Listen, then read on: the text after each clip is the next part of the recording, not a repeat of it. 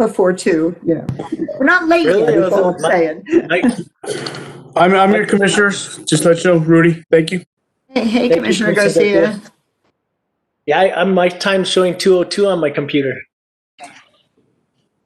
I do that too, so that I think it's that time, and then I leave like ahead of time. Hey, That's but what my I cell phone is saying Yeah. 1:56.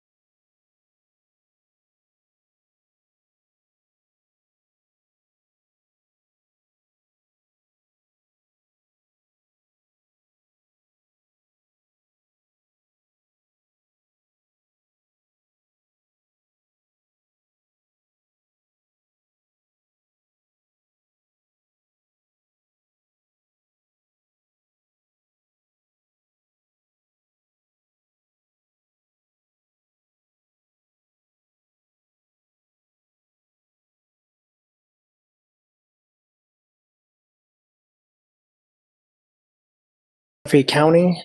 Today's November 10th, 2020. And for the official time, it is 2:01. Madam Clerk, can we have a roll call, please? Yes. Chair Roybal. I'm here. Thank you. Commissioner Hanson? Present, thank you. You're welcome. Commissioner Hamilton? Here. Commissioner Garcia? Yes, thank you. Present. You're welcome. Thank you. Commissioner Hughes? I'm here. Thank you. All in attendance. Thank you very much. Thank you, Madam Clerk. Okay, next we're going to go on to our next items, and it's item number 1C. This is the Pledge of Allegiance, and item 1D, which is the State Pledge. Then we'll have item 1E, which is a moment of reflection. And from the Human Resources and Risk Management Division, we have Joaquin Zamora. So I'm going to go ahead and I will do the State Pledge and also the Pledge of Allegiance. Can we have the flags?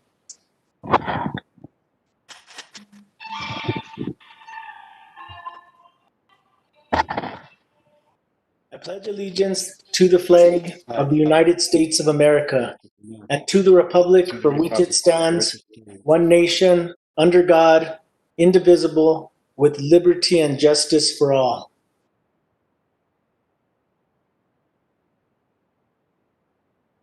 I salute the flag of the state of New Mexico and the Zia symbol of perfect friendship among united cultures. Okay, and if we can go into our moment of reflection, Mr. Joaquin Zamora. Right. Thank you, Commissioner Roybal. Let us take a moment of reflection to focus on the work ahead of us today, being ever mindful of our decisions and in the best interest of our community. We take a moment of silence. Thank you. Thank you, Mr. Zamora. Do we have any other items that we want to recognize Mr. anybody for? Commissioner Mr. Hanson? Chair. Yeah, thank you very much. I wanted to recognize Marie Eleanor Beauvais. Her husband is Phil Beauvais, and I serve on the River Commission for the city of Santa Fe with him, and they are both longtime residents, and Maria passed away on October 31st, and she was a very important part of Santa Fe's community, and especially in the Acequio world and many other worlds also. And I would just like us to take a moment of silence for her. Thank you, Commissioner Hanson. And I'd like to just also include in the moment of silence the New Mexicans and everybody throughout the world that has passed away to the COVID-19 pandemic, and also the families and people that are currently fighting this virus, if we could include that as well. And Mr. Chair? Yes, Commissioner Hanson? And considering that tomorrow is Veterans Day, my father was a veteran. He served in World War II, and I would just like us to remember all of the veterans who have served this country so valiantly, and remember them in this moment of silence also. Absolutely, and all of our veterans that have served in every war. My father was also in Vietnam during 67 and 68, so just all our veterans, and that we take the time to honor them tomorrow. Thank you for bringing that up also, Commissioner Hanson.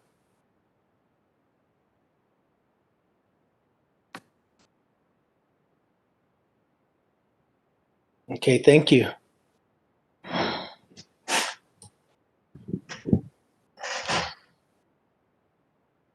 Next, we're going to move on to our next item, and this is item number 1F, and this is the approval of the agenda. Are there any changes to the agenda or requests from commissioners? I'm going to go to Manager Miller first. Good afternoon, Mr. Chair. We had posted our original agenda 1 week ago on Tuesday. At that time, we did not have our minutes, so item 1G, approval of the October 13 minutes, was added. Also, I think, double check. That was the only amendment we had to the agenda. Okay, thank you, Manager Miller. Yeah, I think that was the only item added to the agenda. Everything else was already posted prior to last Tuesday. And that amended agenda was posted on 11/6 at 4:02 p.m. 11/6/402. Thank you, Manager Miller. Are there any other requests from commissioners for a deviation of the agenda? And if not, I will entertain a motion. Mr. Chair, I move to approve the agenda with changes. So we have a motion from Commissioner Hanson. Do I hear a second? And a second from Commissioner Hamilton. I'm going to go to a roll call vote. Commissioner Garcia.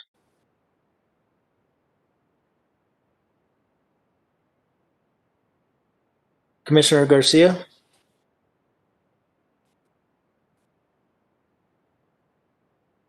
Okay, I'll come back to Commissioner Garcia. Commissioner Hanson.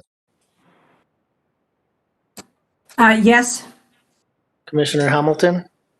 Yes. Commissioner Hughes. Yes. Commissioner Garcia.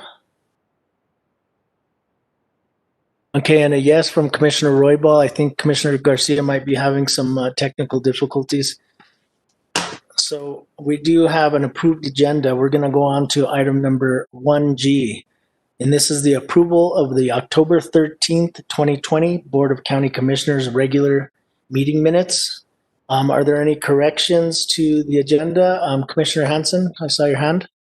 I do not have any corrections today. I have moved to approve the the minutes as submitted. Okay, we have a motion from Commissioner Hanson. Second. And second from Commissioner Hughes. I'm going to go to a roll call vote. Commissioner Hamilton. Yes. Commissioner Hughes. Yes. Commissioner Hanson. Yes. Commissioner Garcia. Yes. And a yes from Commissioner Roybal. We have the meeting minutes for our October 13th, 2020 Board of County Commissioner regular meeting approved unanimously. Next, we're going to go on to item number 1H, and this is a Santa Fe County Employee of the Quarter, third quarter 2020 awards. And I'm going to go to our county manager, Catherine Miller. Good afternoon, Mr. Chair, Commissioners.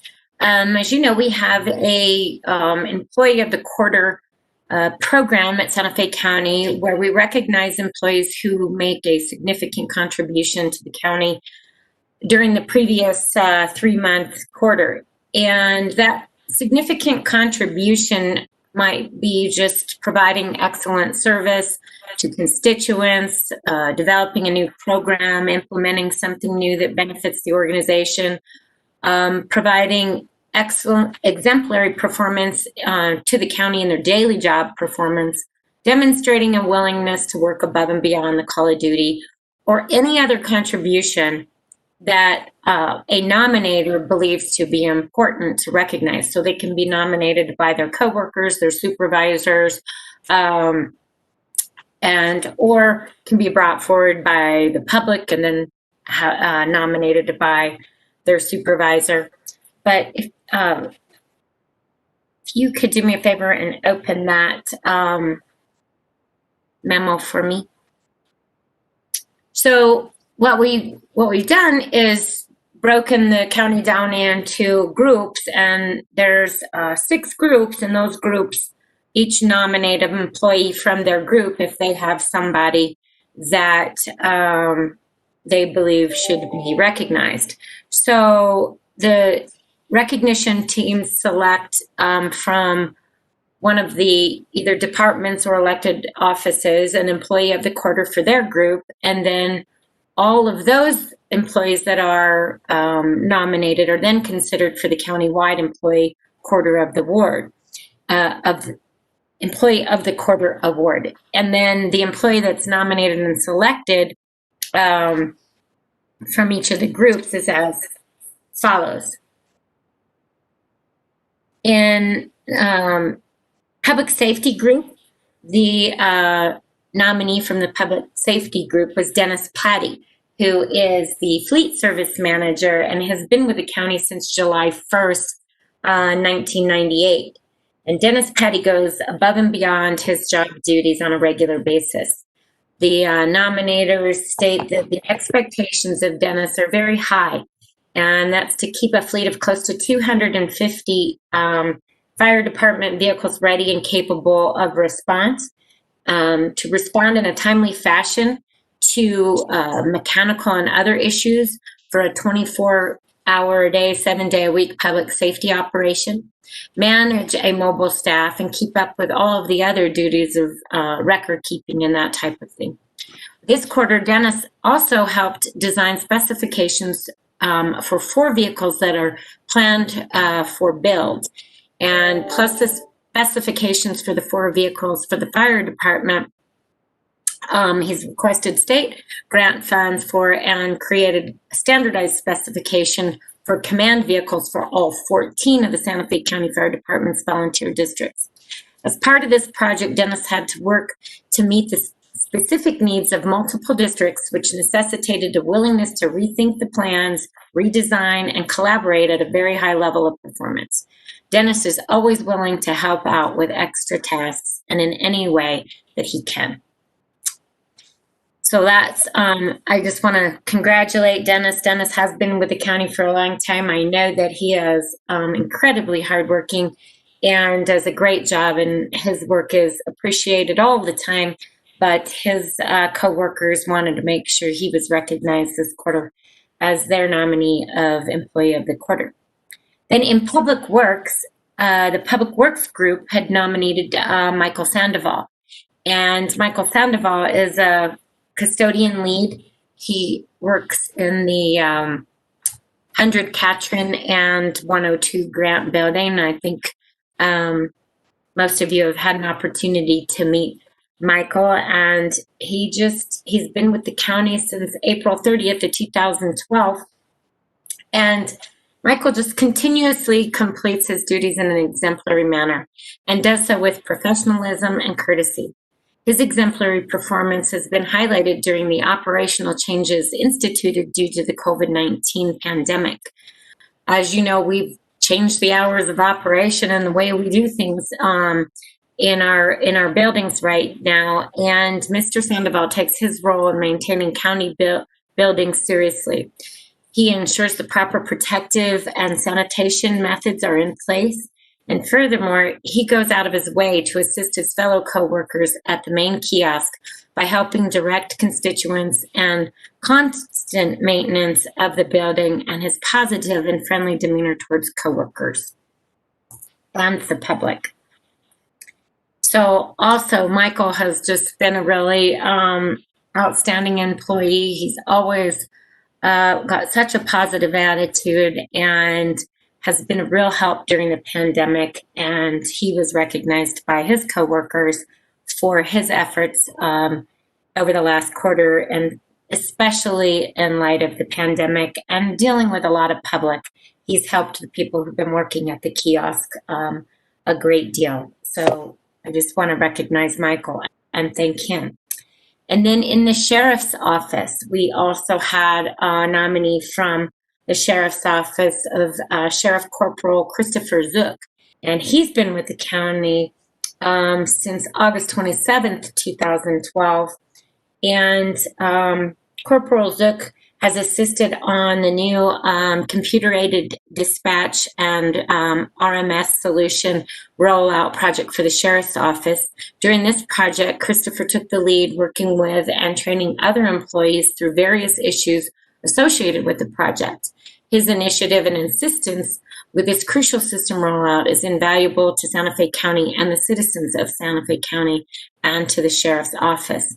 Mr. Zook is a great example of what an exceptional team leader and excellent employee is. Yes, our CAD system upgrade is greatly needed and a very complex system. And Corporal Zook really assisted the sheriff's office in making sure that we had a smooth transition from our previous system. So all 3 of these employees have done an excellent job, and I have to say that probably all 3 of them deserve to be the employee of the quarter for the whole county.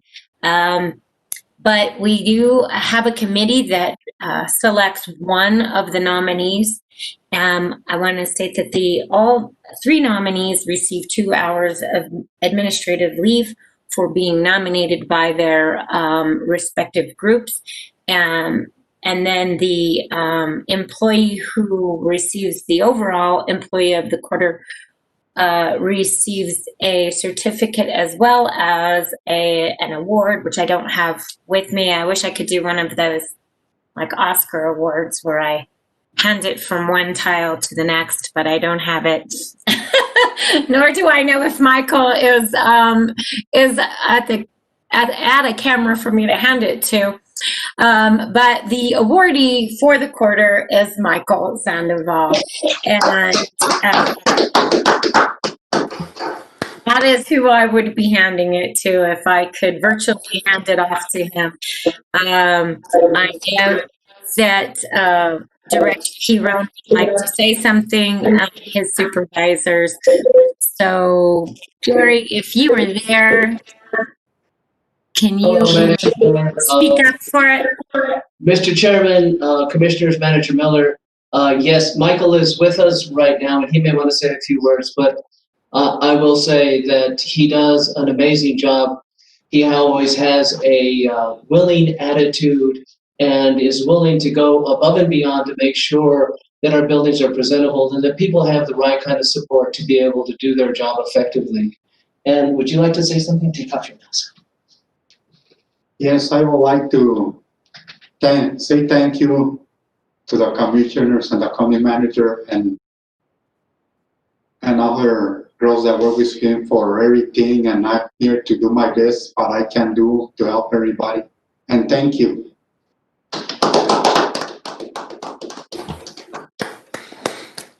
Well, that's great. Congratulations to all the nominees. What great nominations and contributions that each nominee has put to the county, and thank you for all your hard work. And congratulations to Mr. Sandoval, Michael. We appreciate you for all your hard work.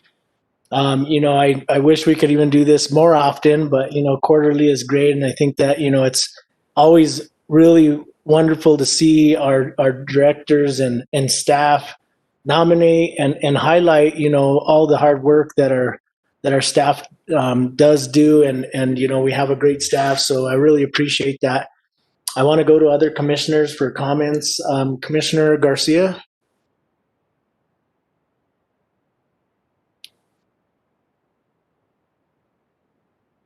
Commissioner Garcia.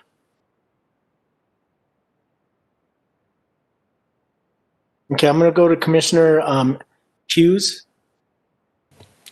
Thank you, Mr. Chair. I don't know any of these 3 individuals, but it sounds like they're doing a great job, and I think it's wonderful that we have such good people working for the county, and congratulations to Michael and to the others. Thank you. Thank you, Commissioner Hughes. Commissioner Hansen.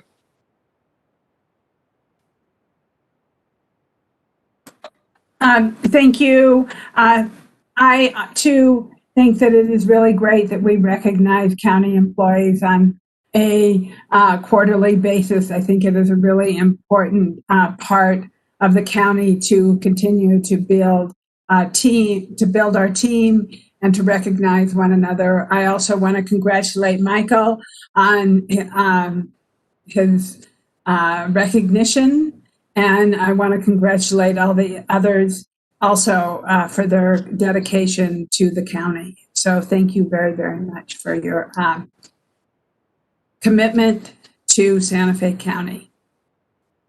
Thank you, Commissioner Hansen. Commissioner Hamilton. Thank you, Mr. Chair.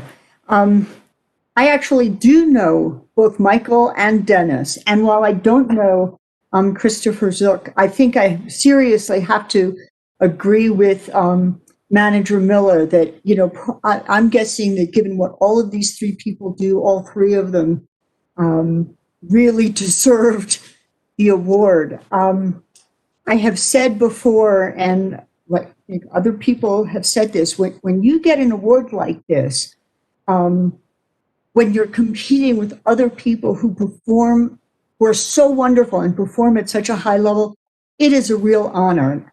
I know personally how much effort Michael puts into the people who he trains and that work with for him, as well as to all of us, no matter what's going on in the building. And so just my heartfelt congratulations to Michael and to thanks for what he does. And he is so quiet and unassuming, but puts out so much effort. It's a delight. And that's in comparison to other people like Dennis Patty.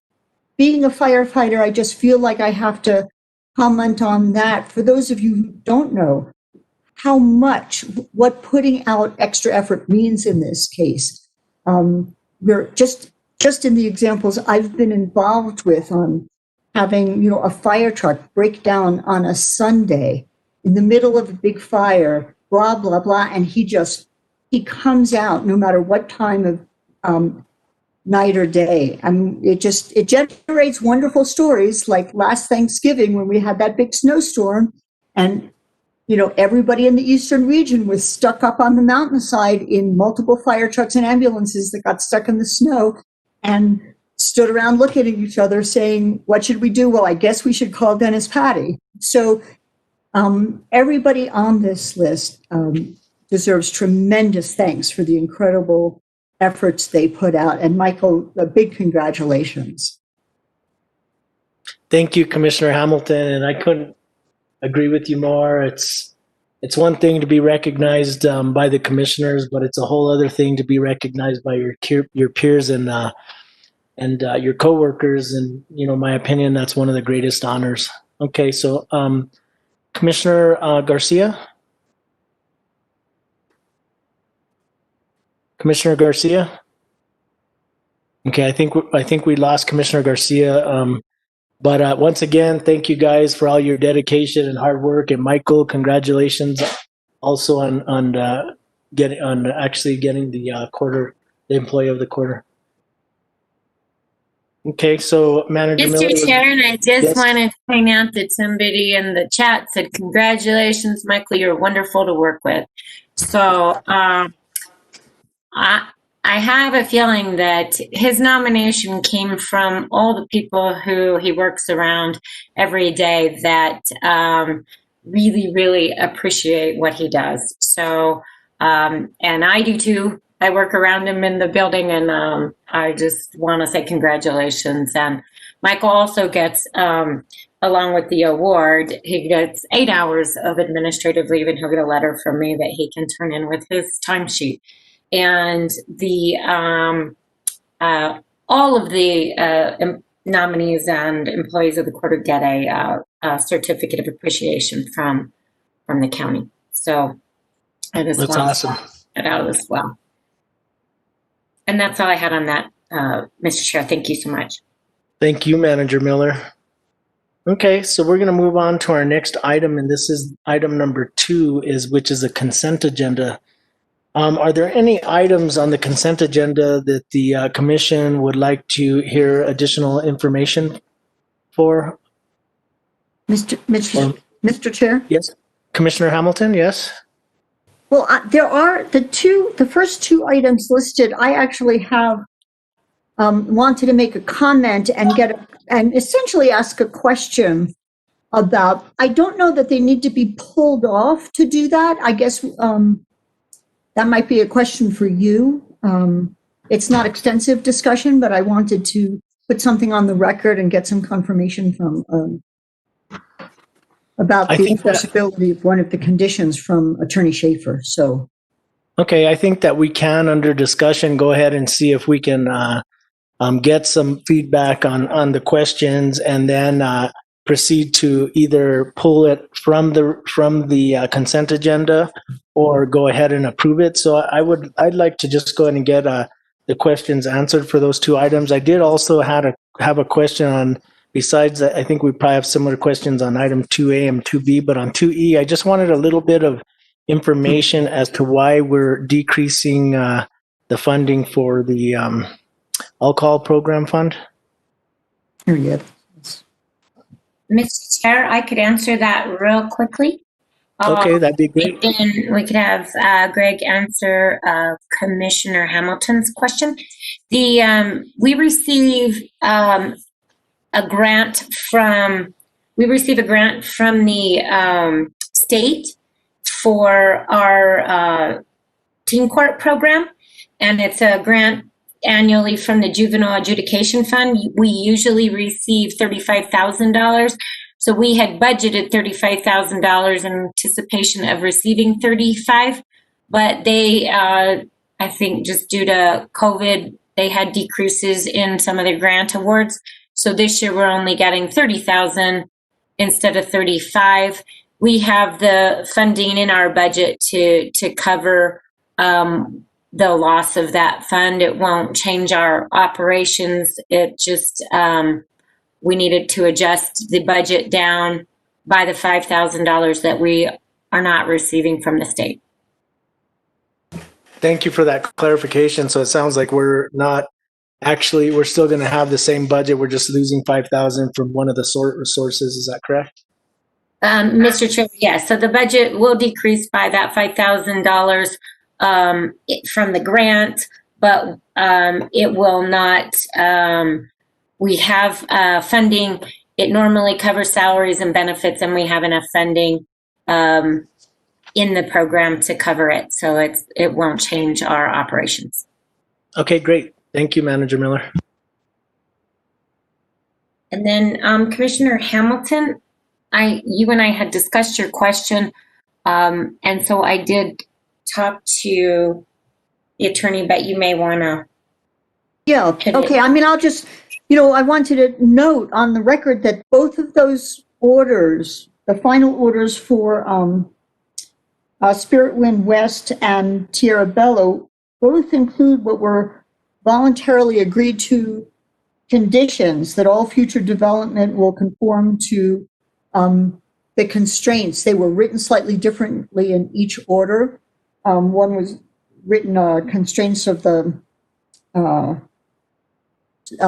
for development of certain style and being built on permanent foundations, and in the other was for the would be consistent with the restrictive covenants. So it was good to note that both of those were there, and my question for Attorney Schaefer was to confirm that those are enforceable conditions.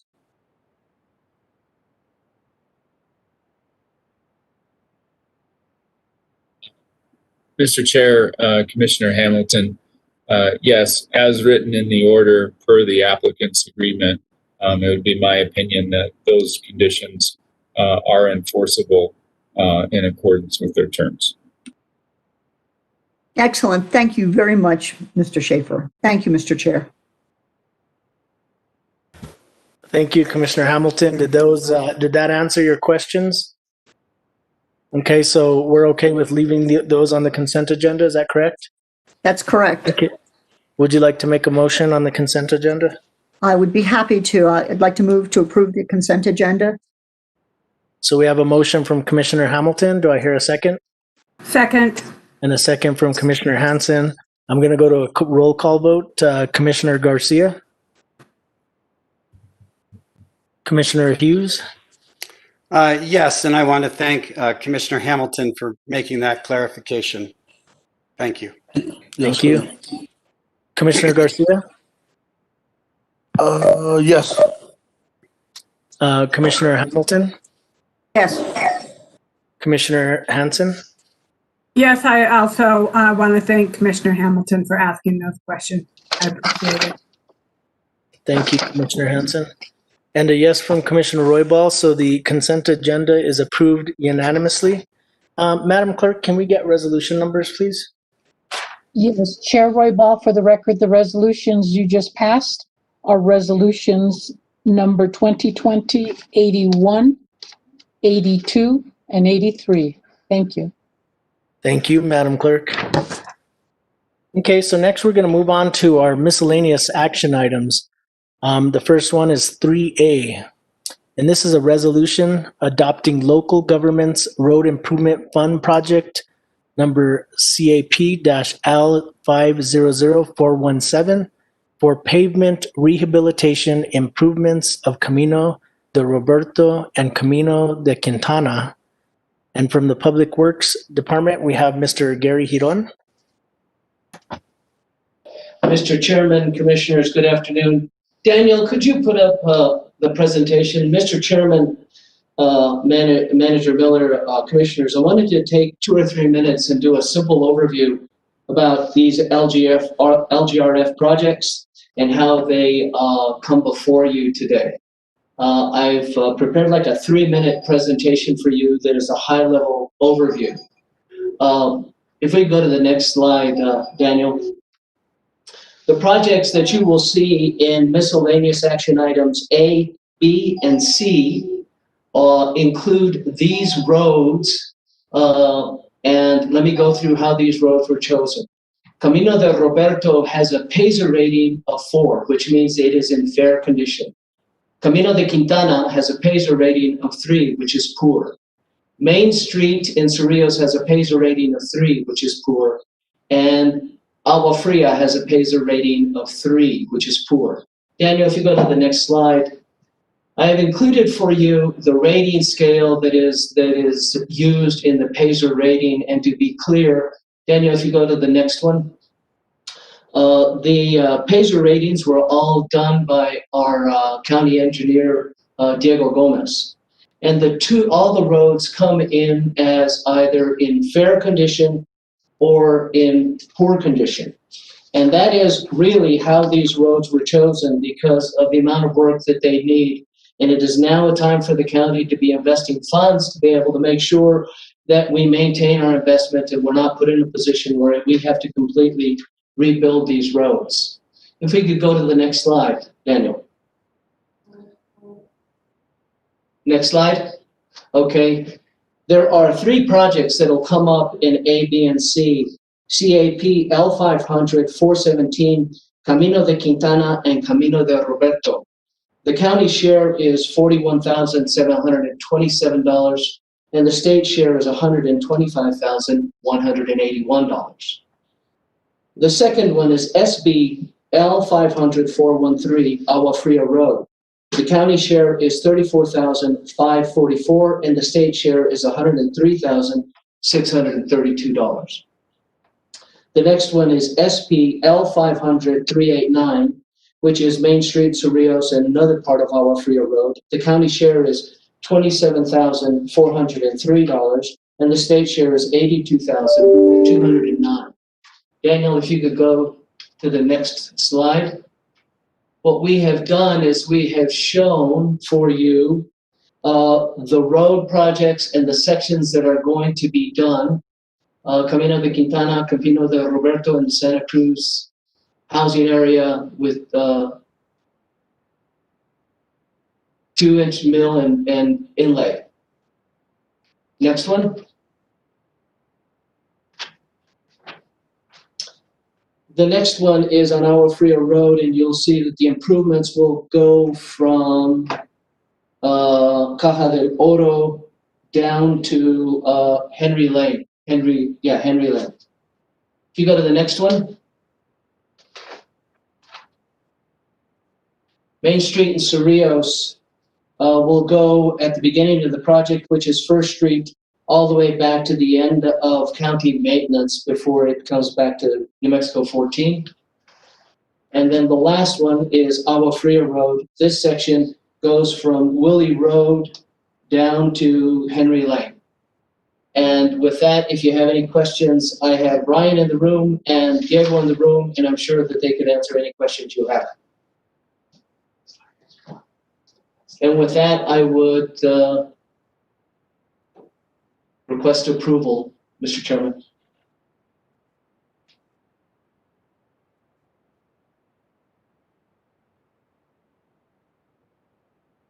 Mr. Chair. Yes, Commissioner Hanson. Thank you. I wanted to ask Mr. Giron, thank you for the maps and all of this. It's very helpful. Didn't we repave or rebuild these roads, Agua Fria, and was this a section that did not get done? Go ahead, Diego. Commissioner Hanson, this is Diego Gomez. This is a portion of the Agua Fria, basically from Lopez Lane. Lopez Lane turns into Cajal del Rio right there at Agua Fria. This is a portion of the road that has not been repaved. There was some sections that, due to utility cuts and road maintenance repairs, that looks like it's repaved, but that's just patchwork. And a majority of that work was a blade patch done by road maintenance to try to keep the road together from further falling apart. And that slide that you're looking at, I'd like to apologize. That beginning of project where it says Henry Lane, that should say beginning of county maintenance. That's at the city limits, so that's incorrect. But the portion of Agua Fria is basically from Lopez Lane to the end of county maintenance, and it consists of two different projects. So that road pavement that you see out there on Agua Fria is a patchwork based on utility projects and some patchwork that road maintenance has done. Okay, thank you very much for that explanation. I agree with you that these roads need work. So I would like to, I think we're on the first one, so I guess I'll wait for a motion until we get back to our list. Well, what would you like, Mr. Chair?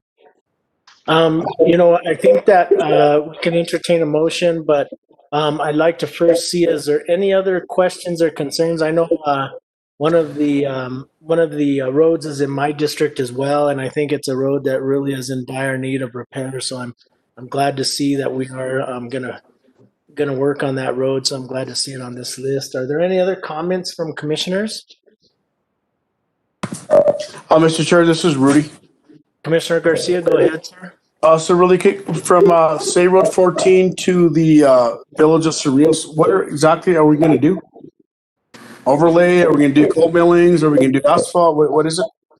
Because one of the questions I have is that in the front of the Agua Fria Cemetery, we actually did some, let's say some chip seal in the last 2 or 3 weeks. So I just want to know what we're going to do from Cerrillos 14 to the entrance to the Village of Cerrillos. Thank you. Commissioner Garcia, this is Diego. We're planning on doing a 2-inch asphalt overlay.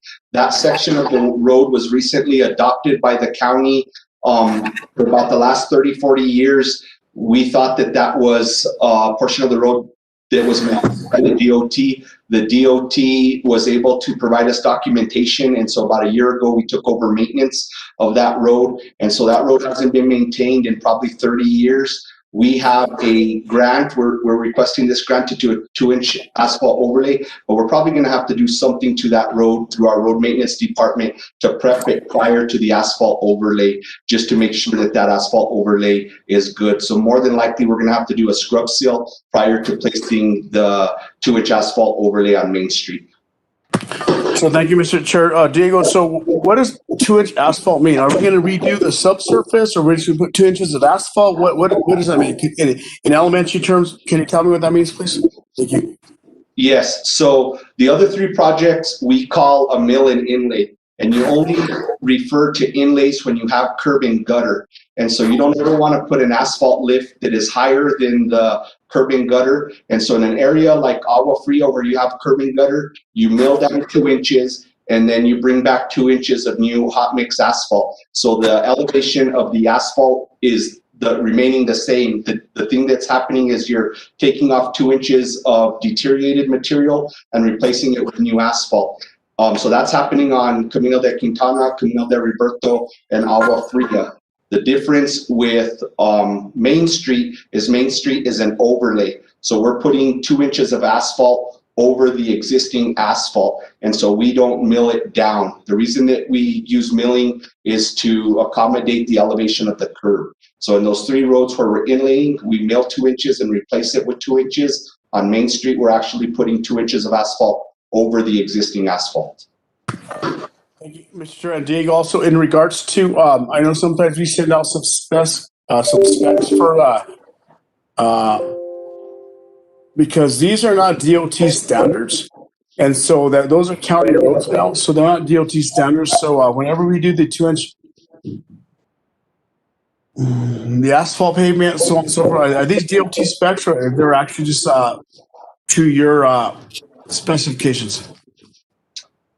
Commissioner Garcia, what we utilize when we purchase asphalt is most of the asphalt plants in this area have NMDOT approved mix designs. So when I use asphalt on county roads, I specify NMDOT approved SP4 mix design. SP stands for super paved. So we use a half-inch aggregate mix design that's approved by the DOT. So once again, Mr. Chair, so that's just the thickness of the asphalt, right? Not the width, so on and so forth, correct? So the SP4 is specified based on the maximum aggregate size of the hot mix. So an SP4 is a half-inch aggregate, but we're putting it at 2 inches thick. And so it's much better to use a DOT-approved mix design because they're designed to support heavy vehicle traffic as compared to a parking lot mix design. So on all of our county projects, I always specify an NMDOT approved SP4 mix design for the asphalt. Awesome. Thank you, Mr. Chair. Thank you, Diego. Appreciate your work. Thank you, Commissioner Garcia, for your comments. Commissioner Hamilton, did you have any comments or questions relative to this item? No, thank you, Mr. Chair. How about you, Commissioner Hughes? No, thank you, Mr. Chair. Thank you, Commissioners. Commissioner Hanson?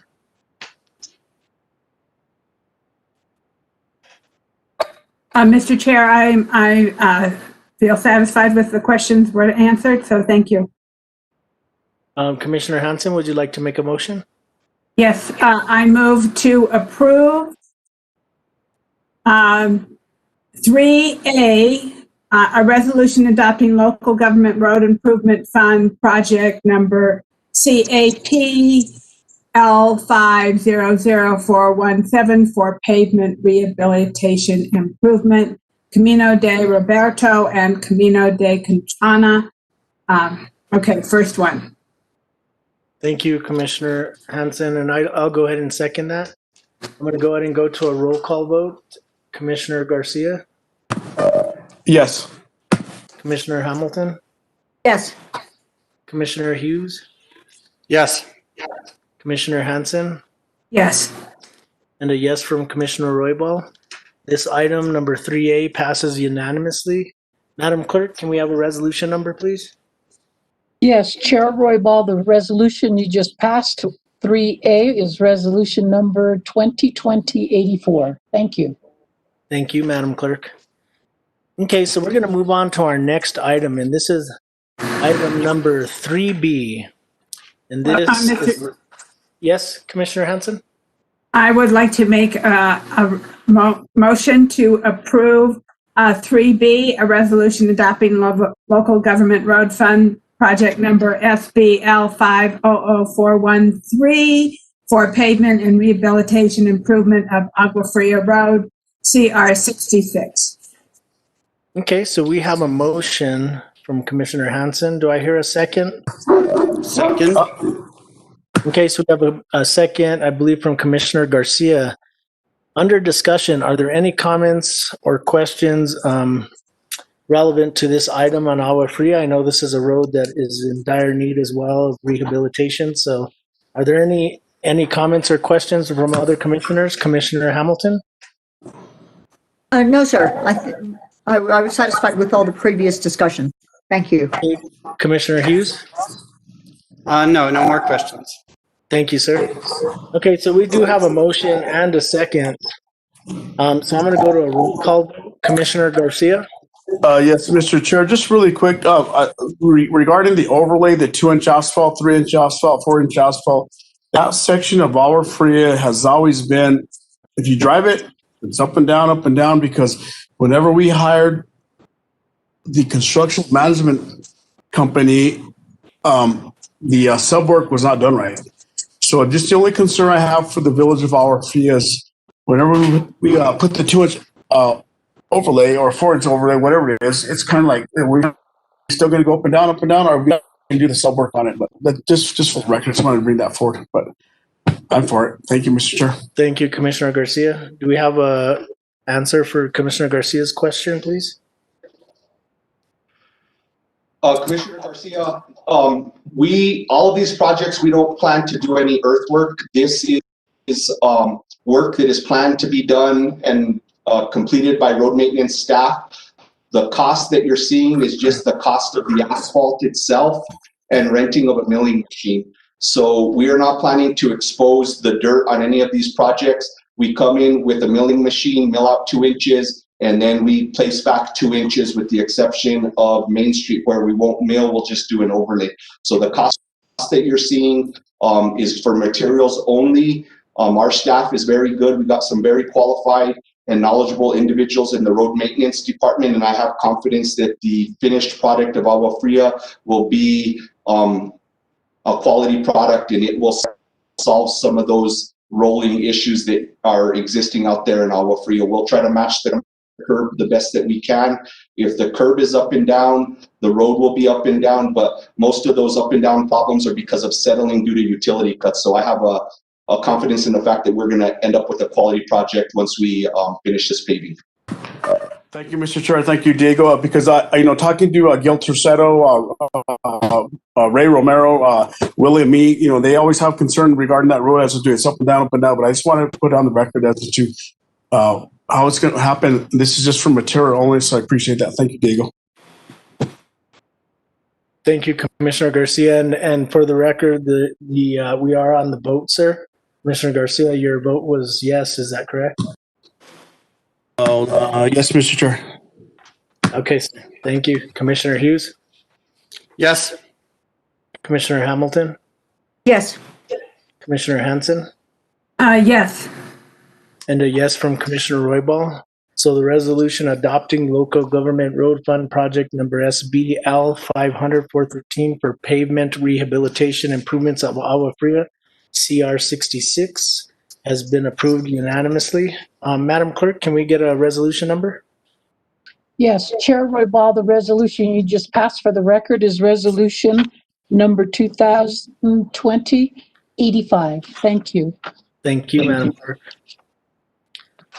So next we're going to go on to item number 3C, and this is a resolution adopting local government's road improvement fund project number SP-L500389 for pavement rehabilitation improvements of Agua Fria Road, CR 66, and Main Street. So moved. So we have a motion from Commissioner Hanson. Second. Okay, and it sounded like we had multiple seconds, but I believe I heard Commissioner Hughes seconding that. So I'm going to go to anything under discussion, commissioners. Okay, hearing nothing under discussion, I'm going to go to a roll call vote. Commissioner Garcia? Yes, Mr. Chair. Thank you. Commissioner Hughes? Yes. Commissioner Hanson? Yes. Commissioner Hamilton? Yes. And a yes from Commissioner Roybal. So this item also passes unanimously for this, the resolution adopting local government road improvements. And this is for SPL 500-389 for pavement rehabilitation improvements on the Agua Fria Road and Main Street. Madam Clerk, can I get a resolution number, please? Yes, Chair Roybal, for the record, the resolution you just passed is resolution 2020-87. Thank you. Madam Clerk, I just had a question. The last one was 85, so I just want to make sure that we are doing 87 on this one. Is that correct? No, 86. It is 86. My apologies. Okay, thank you, Madam Clerk. I appreciate that. You're welcome. Thank you for pointing that out. Bye-bye. Yes, ma'am. Okay, so we're going to go on to item number 3D, and this is to request authorization for the county manager to finalize and execute on behalf of Santa Fe County the water delivery and wheeling agreement between Santa Fe County and the El Dorado Area Water and Sanitation District. And from the Utilities Division, we have Mr. John Dupuy.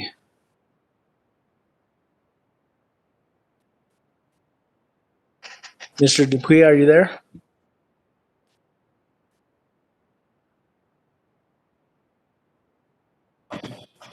Thank you, Mr. Chair. The items being presented together include the three items as you've outlined, and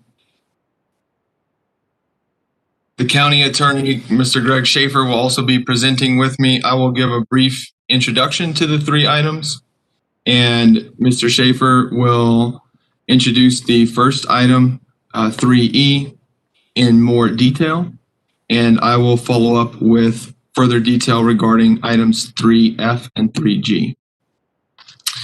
So these items are being presented together since they are complementary tools to increase flexibility and efficiency of our water operations and resources. It's further the paramount strategic goal of the Utilities Division to obtain additional backup supply, and these items together help accomplish that specifically through the BDD Shared Pool Agreement, which is item 3F. The primary strategic goal of the Utilities Division. Excuse me, John. So I don't mean to correct you, but the items actually are D, E, and F. There is no G, so something you might have an old agenda. Mr. Chair, Commissioner Hanson, thank you very much for the correction. I appreciate that. So, given that the Utilities Division primary strategic goal is obtaining additional backup supply, drought remains one of our largest threats to water availability in the future, and a more diverse drought resilient water portfolio is needed. We are already committed to conjunctive management because we recognize that groundwater is our most resilient source for drought. And the county is not isolated from the practices and effects of others within the same aquifer system. We all have straws in the same pool, and we need to work with our neighbors to ensure not only conjunctive management through our own practices and that through our contract commitments with the city of Santa Fe, but also with our neighbors like El Dorado, La Cienega, Canyoncito, and other utilities that we work with and will work with in the future. Such efforts are even more important as the county explores being a backup supply to the Poake Basin regional water system, which is something that has yet to be specified and identified specifically. But these may provide future options to achieve that goal. Each of these items are discussed in detail by either Mr. Schaefer or myself, and the attached map to the agenda item helps to explain how they are all interrelated.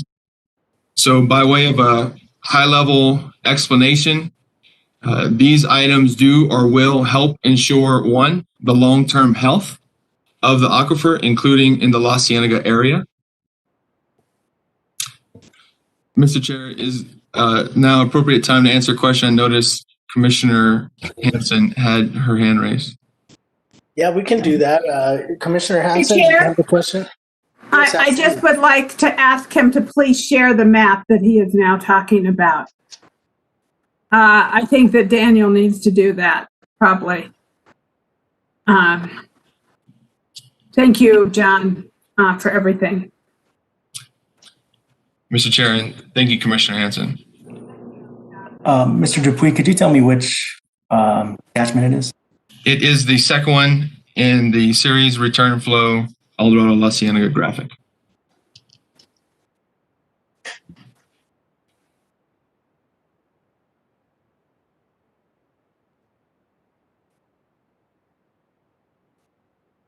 So I'll return to the list of items that are a macro level explanation. And then if during that period you are reviewing the graphic and have questions, I'm more than willing to answer, but we will also provide the more detailed explanation as I just mentioned. So recapping item 1, which was to help ensure the long-term health of the aquifer, including in the La Cienega area. 2, allow the aquifer to be used as a backup supply, including by large customers who maintain their own infrastructure necessary to access groundwater as a backup from the aquifer locally. Examples include the state penitentiary currently, and we are currently working with the El Dorado Area Water and Sanitation District to accomplish the same goal as well. It also provides El Dorado Area Water and Sanitation District with an immediate supplemental source of supply and provides the county with a seat at the table with regard to the return flow pipeline project, which may provide the county with up to 300 acre feet per year of additional supply. With that explanation, I'll turn it over to County Attorney Mr. Safer. Thank you, Mr. Chair. I would respectfully suggest that perhaps if there are any questions about some of the detail in the graphic that was shared, in particular, the high transmissivity pathways that are depicted on the map, that now might be an appropriate time to ask those technical questions before we move on to the water delivery and wheeling agreement.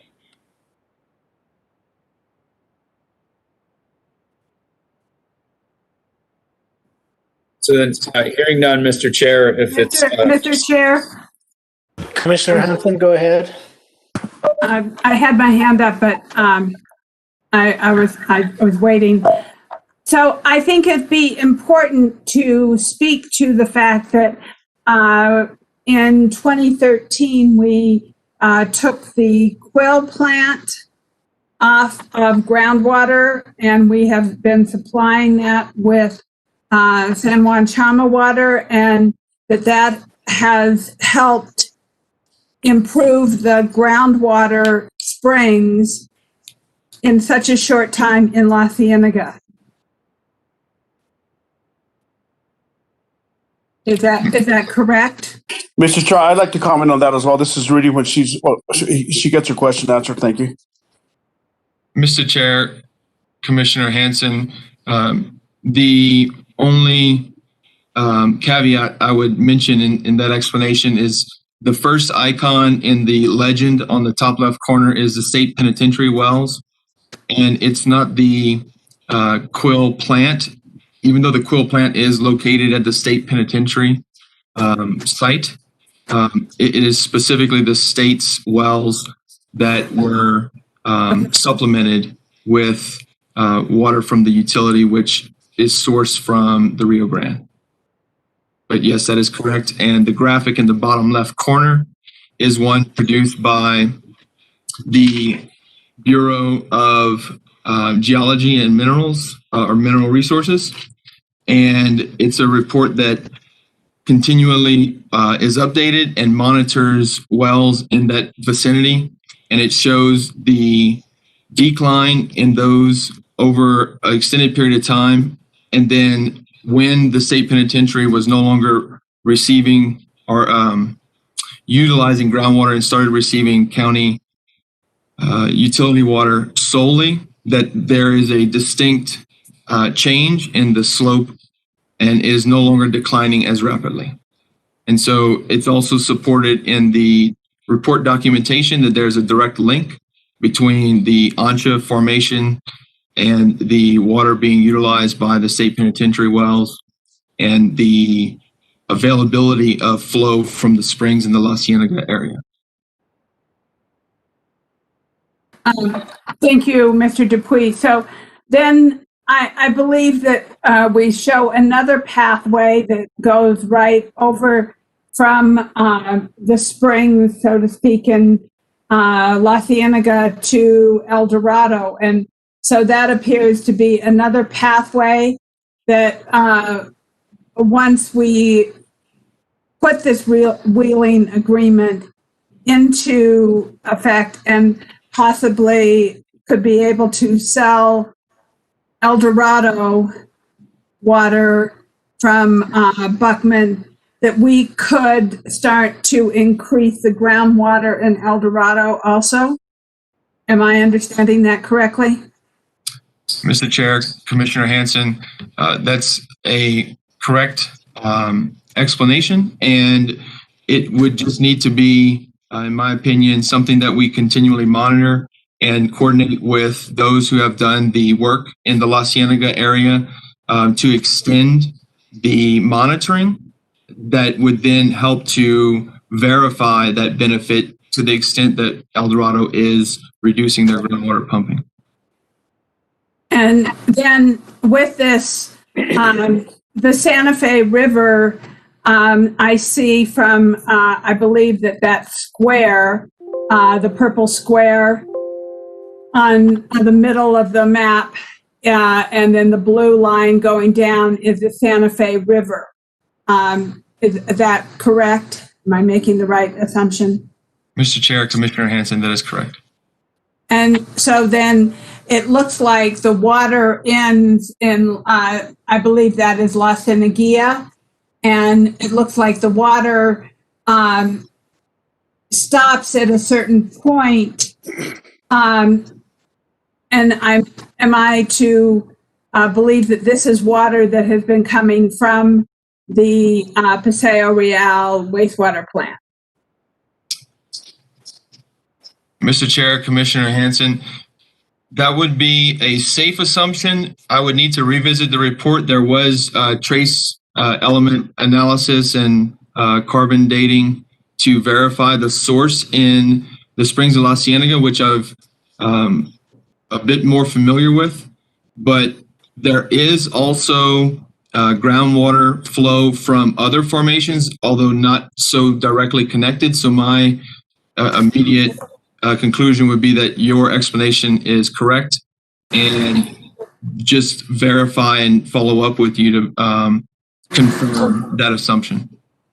And so one of the concerns about us being at the table with the return flow credit pipeline is that the water in the lower Santa Fe River from the Paseo Real wastewater plant will decrease. And so I would like to know what amount are we looking at that might decrease, because nothing is set in stone yet, of course. But how will we continue to make sure that La Cienega and the lower Santa Fe River have water in it, and that it makes its way all the way down to La Bajara, which I am wondering, is La Bajara on this map kind of the bulb out on the basin map, the brown line? So, Mr. Chair, just on that, I have a lot of questions on that stuff. Thank you, Commissioner Hanson. So there's a lot of questions on it, because right now we're on assumptions. Commissioner Garcia, I think that Commissioner Hanson still had the floor, so if we can let her finish, sir. Thank you. Mr. Chair, Commissioner Hanson, that is correct about the boundary for La Bajada. Also, your previous question regarding the quantity that would be utilized through the return flow pipeline, as mentioned by Commissioner Garcia, it is a assumption, and one of the important things to note relative to what's before you today, given the narrative in the letter of support, is that we as the county want to ensure that all the concerns of the community are addressed, and having a seat at the table and participating in the process gives us additional exposure and ability to verify and analyze and participate to ensure that those are met. Thank you, John. That is really important to me, because getting water still down to La Bajara from the Paseo Real plant or getting water from the springs, which La Bahara might have been also fed from the springs, because I do know that a lot of the area in La Cienega is also, the farming is fed by springs in that area.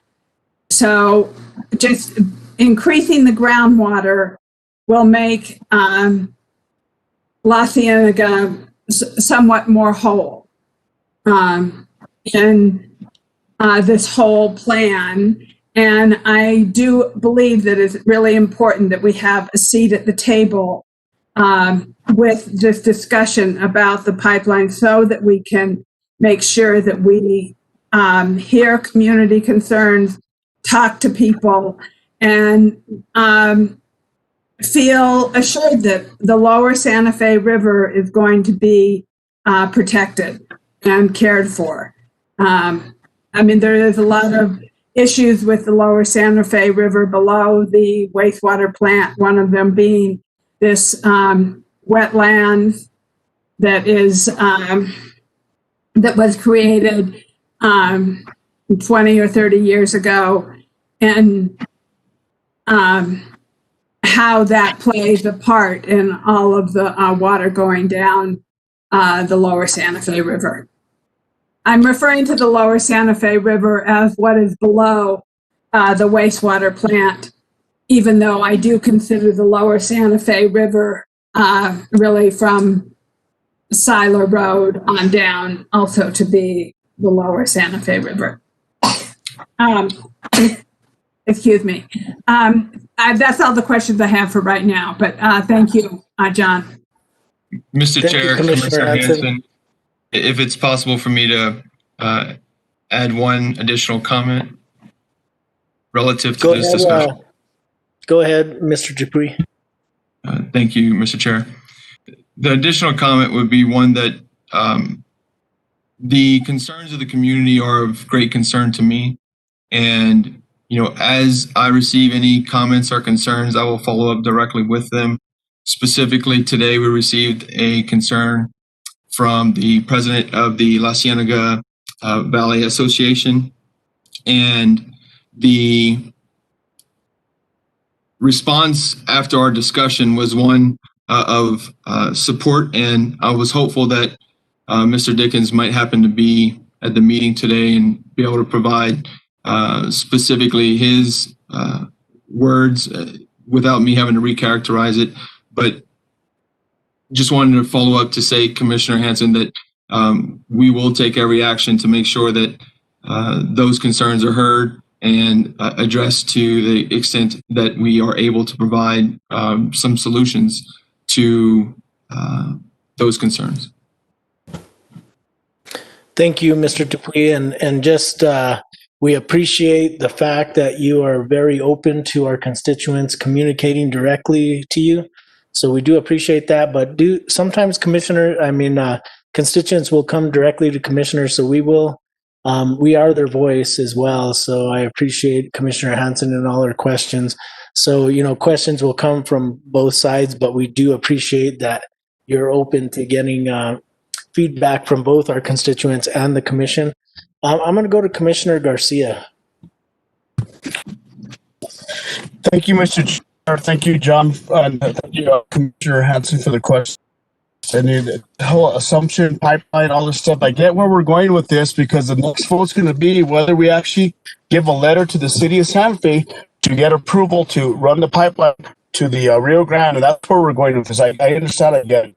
And ensure water rights, springs, Commissioner Hanson on it. She gets it.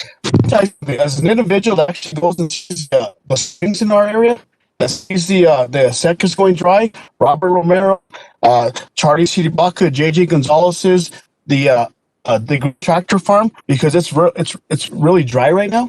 And so those are just the concerns I have, because we have this assumption. I understand it's a study. So I guess I get a little bit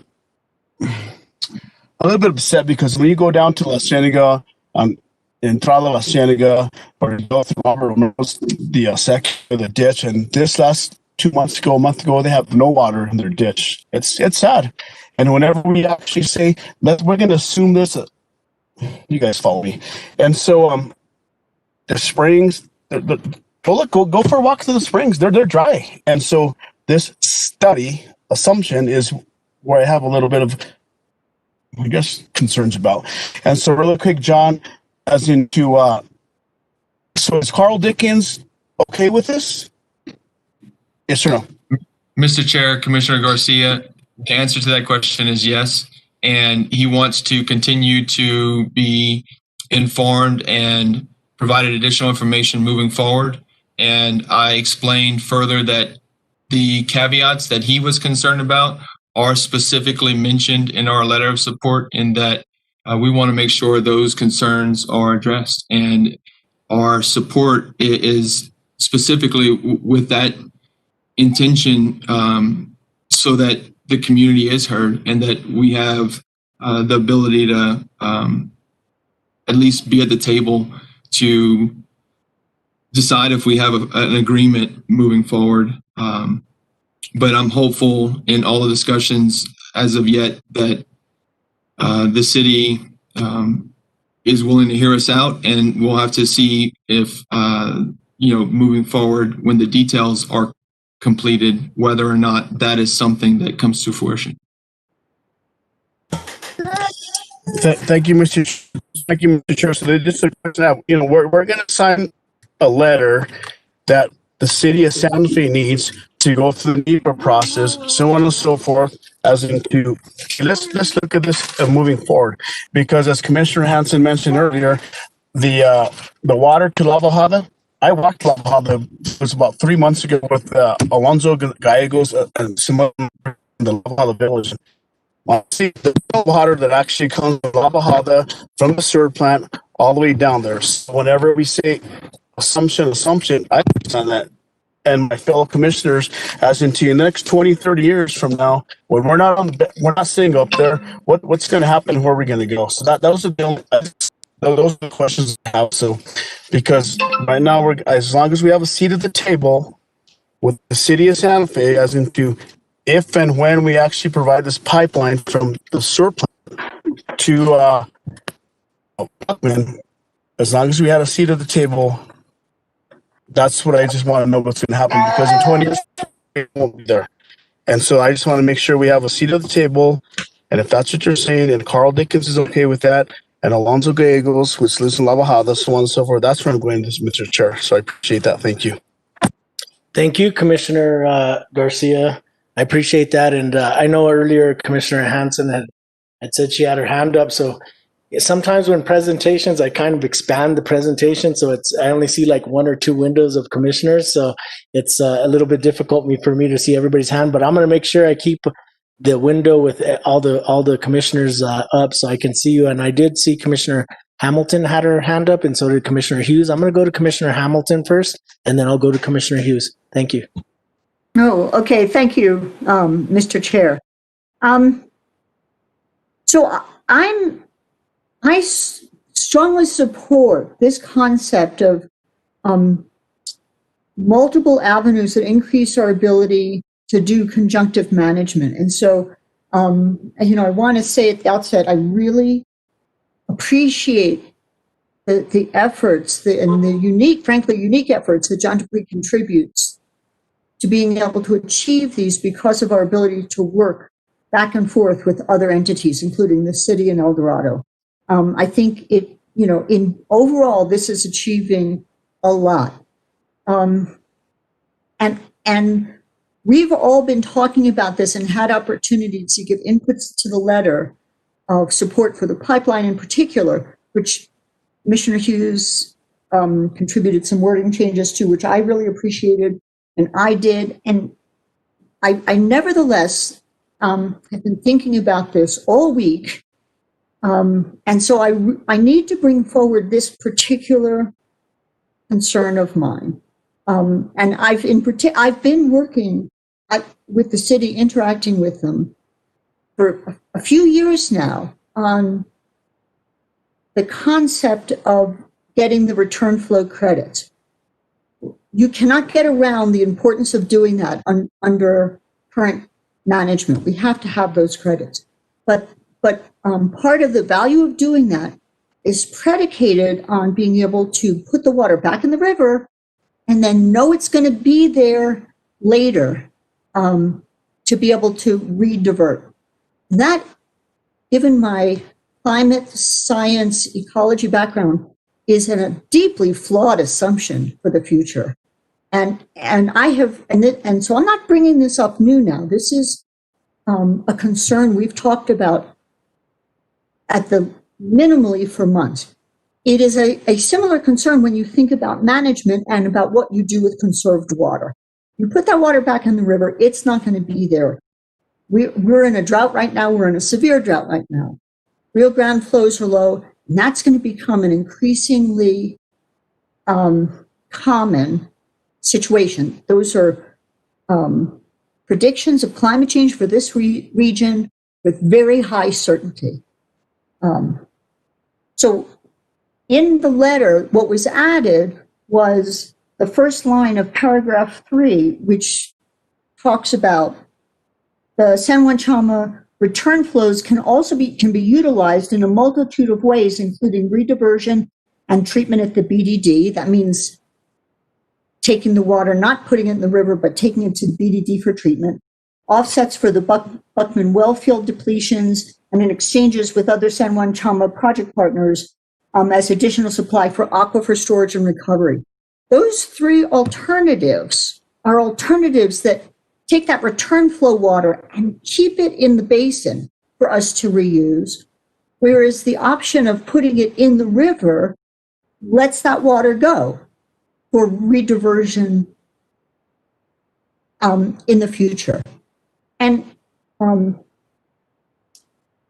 despite all the discussions with the city, which I fully respect, I still have tremendous trepidation that at the time that pipeline is designed and done as a project, the idea of putting the water back will be a very flawed concept.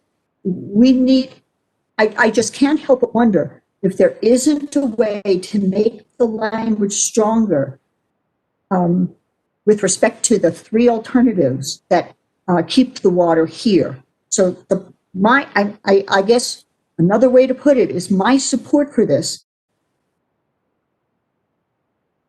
For the other 2 pieces, my support for the pipeline is because the pipeline brings the water that we get the return flow credit for and that we reuse 95% of the way back to the Buckman diversion and the well fields and areas where we can do either direct treatment and reuse or aquifer storage or other aspects of conjunctive management within the basin. And I apologize. I know the more times we go over just how that letter can be worded, the more delays there are. But my science is not letting me just not push this issue a little. Because right now, if you were to go out and dump that water in the river, what would you get for it? Absolutely nothing. So it is I do see the pipeline as a potentially critical element of increasing our water supply as long as we keep that water supply with us in our basin.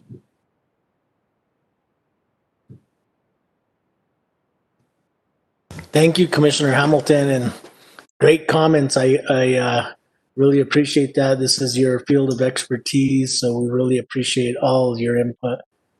Commissioner Hamilton, there is a question embedded in there. The question was, is there a subtle language change that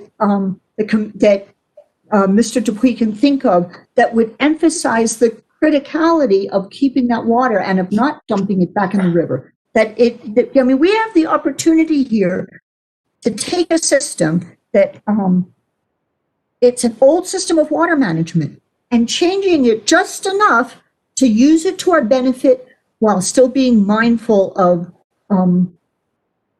the future climate projections, which would make dumping the water back in the river a completely flawed thing to do.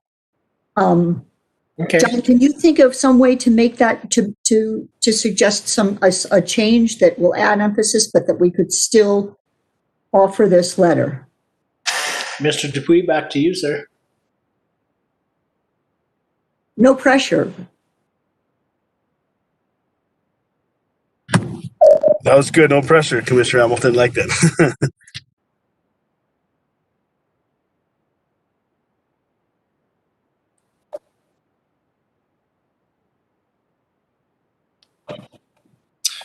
Thank you, Commissioner Hamilton. So, Mr. Chair, Commissioner Hamilton, thank you for the question. And I think it's one that is always in the back of my mind as well, and in discussions with city staff on the flexibility and alternatives that the return flow pipeline enables is very much in the forefront of all of our minds as what the project can become and how it can meet the needs of the county as well as the city is discussed. And honestly, the planning process that we've begun with the city to update our 40-year plan and include out to 80 years horizon for alternatives and demands is one that I think that this would be the significant result. So analysis of what the climate change model variations are, and then given certain scenarios, adaptations of what that project becomes, dependent upon how the climate progresses, whether it's along one path or another. And so my thought is that, not to say that it's not the best idea, but it's largely given the circumstances that drive which solution is best to use at any given time. So I think that the wording, answering your question, I think that the wording sufficiently covers the concern you have, and it should be more driven not from this letter or something like, not as concrete, but through documenting what scenarios require what actions in terms of how we would use this future project. I can respect that, and I have recognized this whole time we've been talking about these three integrated paths forward, that by the time this pipeline project is analyzed in more detail and NEPA is done on it, and there's implementation, which will be the next year to 2 years, that climate change predictions will be better and more manifest, and it will drive selection of alternatives. But I just want to say on the record that I will be there very strongly pushing for these considerations and for the direction of the project, because I think we know enough now to know how important those are. And I assume that many people, there are many good people at the city that are very likely to also be driven by technical content and as a result also be there. I just am recording a certain amount recognition of the risk associated with having that uncertainty. But I just on the record will definitively be there pushing for strong consideration of these, because I think the science is really pretty definitive. Thank you, Mr. Dupuy, for the answer. Thank you, Commissioner Hamilton. Great questions. I think it's something that we really need to consider for the future. So thank you so much. I'm going to go to Commissioner Hughes, and I believe I saw Commissioner Hanson with her hand up as well. So I'll go back to her after. Thank you, Mr. Chair. Well, first of all, I agree with everything Commissioner Hamilton said. I mean, the way I would have put it is I thought, there's probably a lot of different things we ought to consider with how to reuse the water from the treatment plant. And, on the face of it, this doesn't seem like it would be the best one, as many of my constituents have been telling me recently.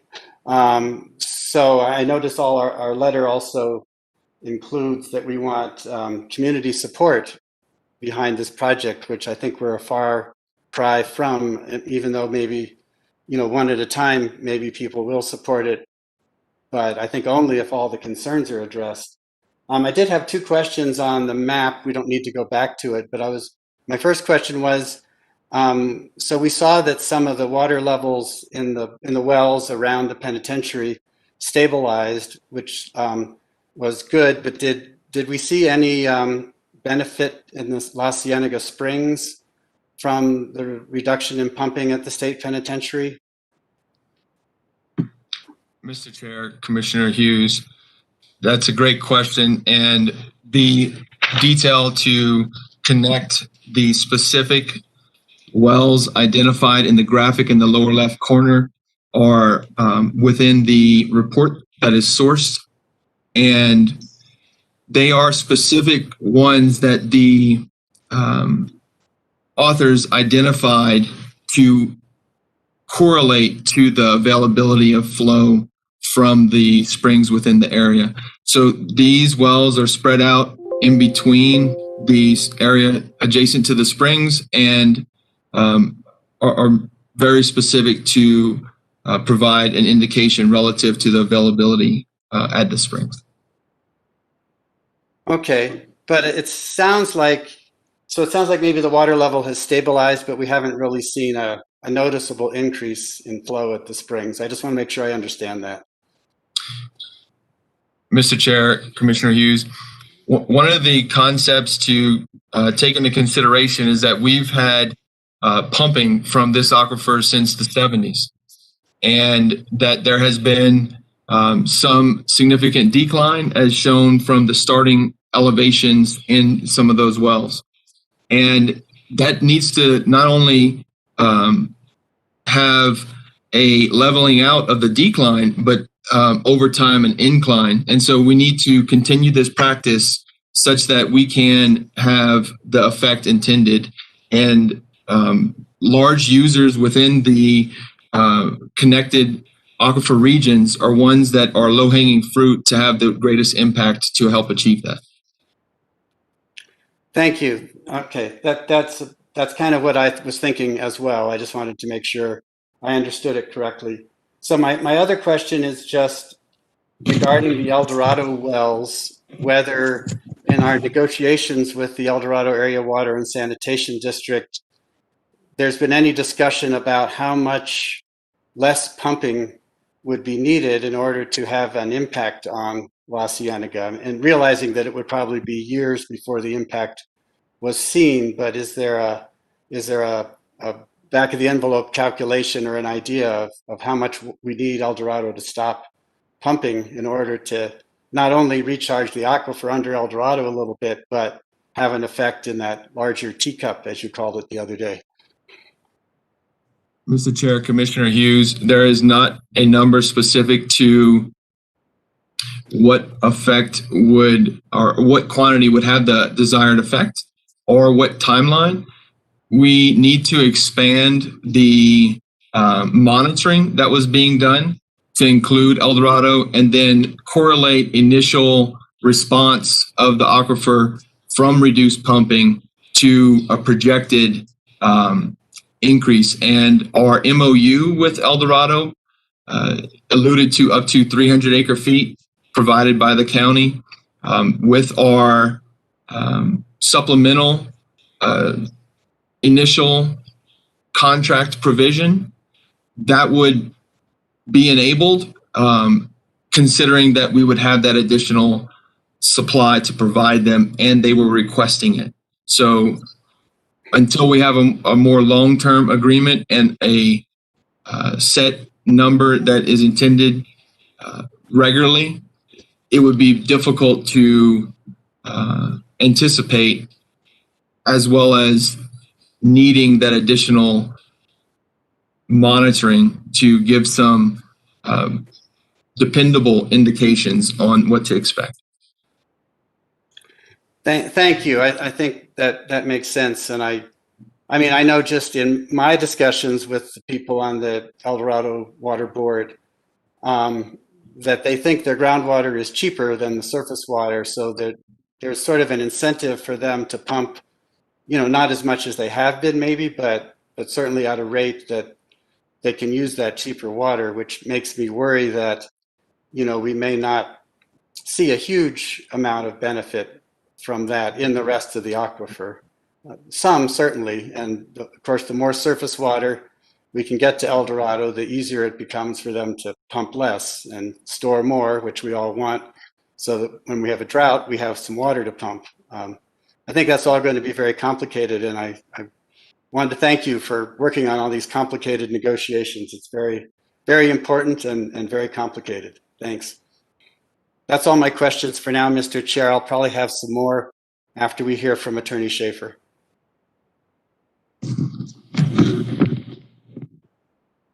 Okay, thank you, Commissioner Hughes. I know that Mr. Dupuy had mentioned about the decline of the water in the area as far as I guess the metering that we've seen. I don't know if we've been provided that information, but it would be really good to get that information as well if we can get that provided.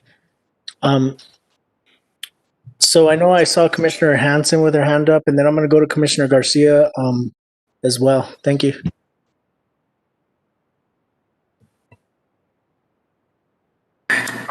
Thank you, Mr. Chair. So I appreciate Commissioner Hamilton's analysis of the letter, and I want to, for the public, know that the opening line is, I am writing today in support of continuing to explore a joint venture of the return flow project. I think that is important to say. I also wanted to talk a little bit about the pool agreement, which is also another part of this larger group, and that is the pool agreement at the BDD is with native water that Santa Fe County has, and being able to use that water in exchange with the city for their San Juan Chama water. And maybe this is something that Attorney Schaefer is going to speak to, so I won't go into too much detail about it. And I will let him give an overview and an explanation on that before I ask any more questions. But I do want to recognize you also, John, for thinking outside the box and putting, and Manager Miller and Greg Schaefer, for all of you, putting these agreements all together, because I think that by linking everything together, it creates a more regional approach. And I think that is one of the directions that we need to go in, is looking at a more holistic view about the water supply, because we are all in the same basin and we are all drinking from the same tap. So to bring all these three items together, the wheeling agreement, the pool agreement, and the return flow pipeline possibility and letter, I think is really important. And I just wanted to say that on the record, because we're looking at it in a holistic view, which I think is very important. So thank you. Thank you, Commissioner Hansen. Very well put. I'm going to go to Commissioner Garcia real quick for any additional comments, and then I'm going to go to Greg. Commissioner Garcia. Hold on here. Hold on. I'm trying to get connected. Thank you, Mr. Chair. I guess cleaning the ditches, and you go to La Cienega, you see there's no water in the ditches, and it's kind of sad that the Green Tractor Farm and all the other fields there are dry. Mr. Chair, as well as El Rancho, everything, we're going through a drought. I understand. I guess maybe I just think a little bit too much as into want to get things done, because and it takes time. I understand that. Commissioner Hughes, in regards to your comments regarding El Dorado, so I guess we're just going to sign an agreement and say, let's look more into this with the El Dorado because they haven't committed to connect with the county system. The city wants us to give them so I guess I just maybe read a little bit too much into this stuff. You know, back when Karen Torres was here back 7-10 years ago, the county was doing custodian in La Cienega. And what happened to the study? I don't know. El Dorado, I understand that. The pool of water rights is like, do we even know the state engineer's office is actually going to work with us and saving water rights and putting in a pool? I don't know, but I guess I understand. I guess I'm thinking way ahead, isn't? But however, what about the injection to the aquifer that we were talking with Rancho Viejo and everybody else out there? Whatever happened to that 7-10 years ago? So that fell through the cracks. I get it, and I appreciate staff. Thank you for working on this stuff, and we got to figure it out because we all live in this community together. As Commissioner Hansen said, you know, we all drink out of the same water table, and I guess we're signing a letter and saying let's all work together. I understand that. I get it. And sometimes I just get a little eager, frustrated as into, you know what?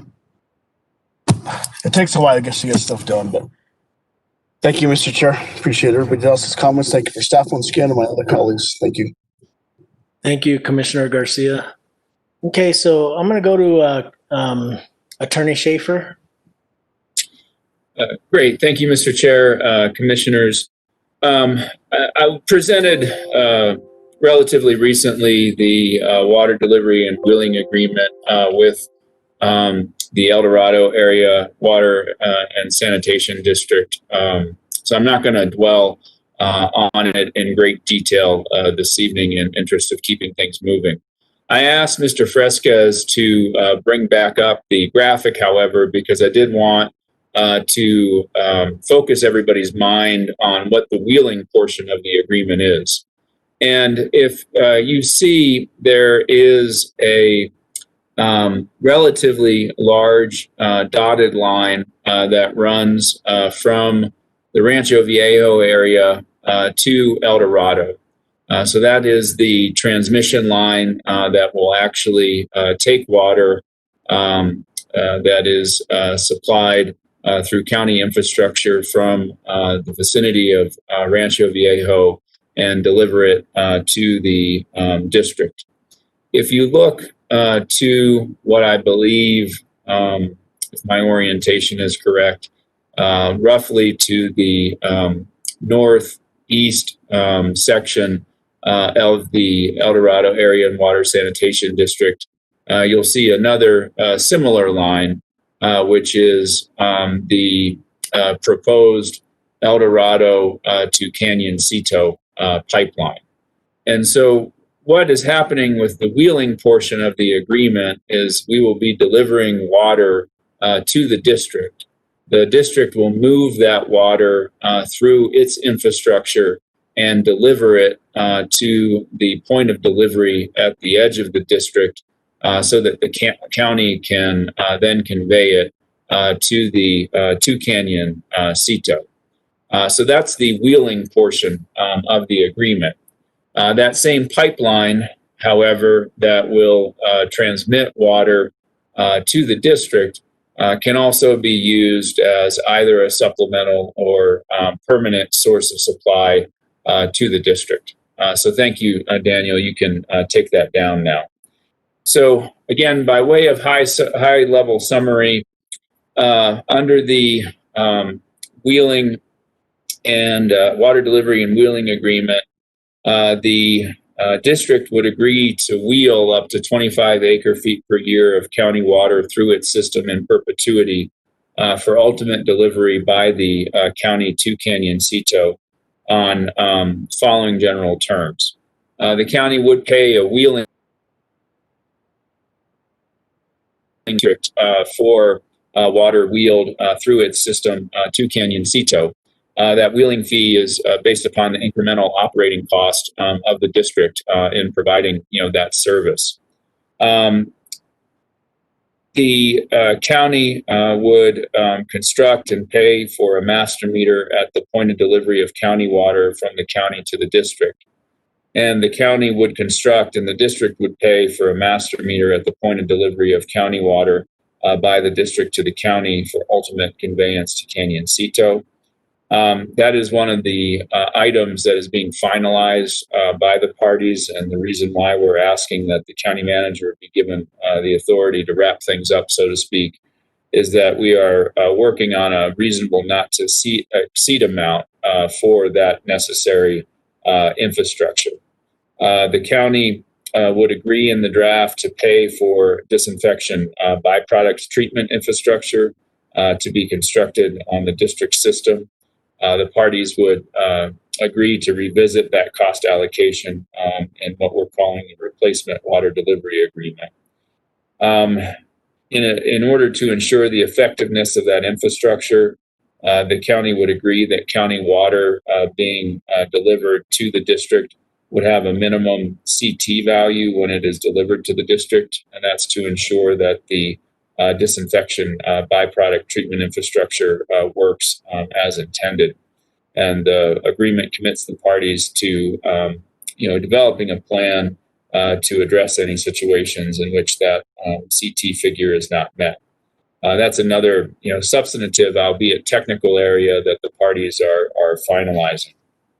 In addition, since I believe this was last presented to the board, we have negotiated with the district provisions that could allow for the district to temporarily supply water to Canyoncito, both before the county is able to deliver county water to the district and after, during any temporary interruption to the supply of county water.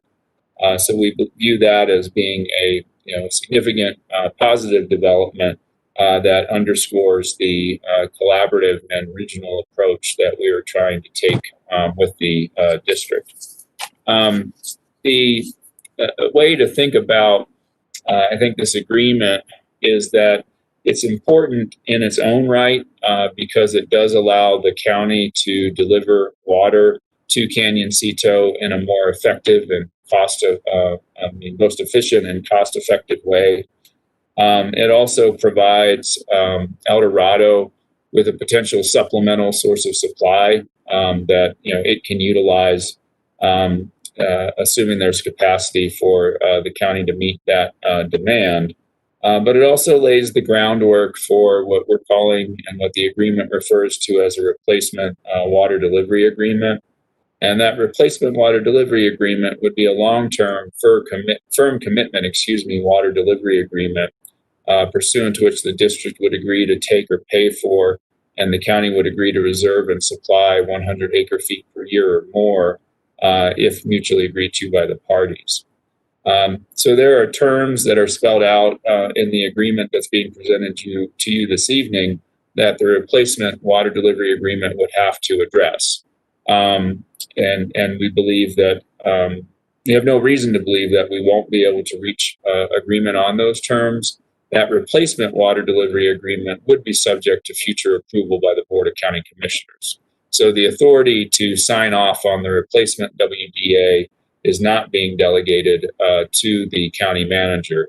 Instead, the only delegation of authority is with regard to the water delivery and wheeling agreement that's being presented this evening.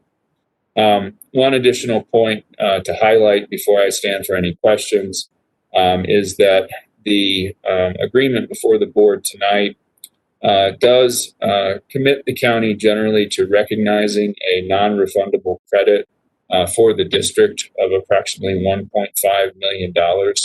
That represents a portion of the savings that the county realized by wheeling water for Canyoncito through the district rather than constructing a pipeline and associated infrastructure around the district.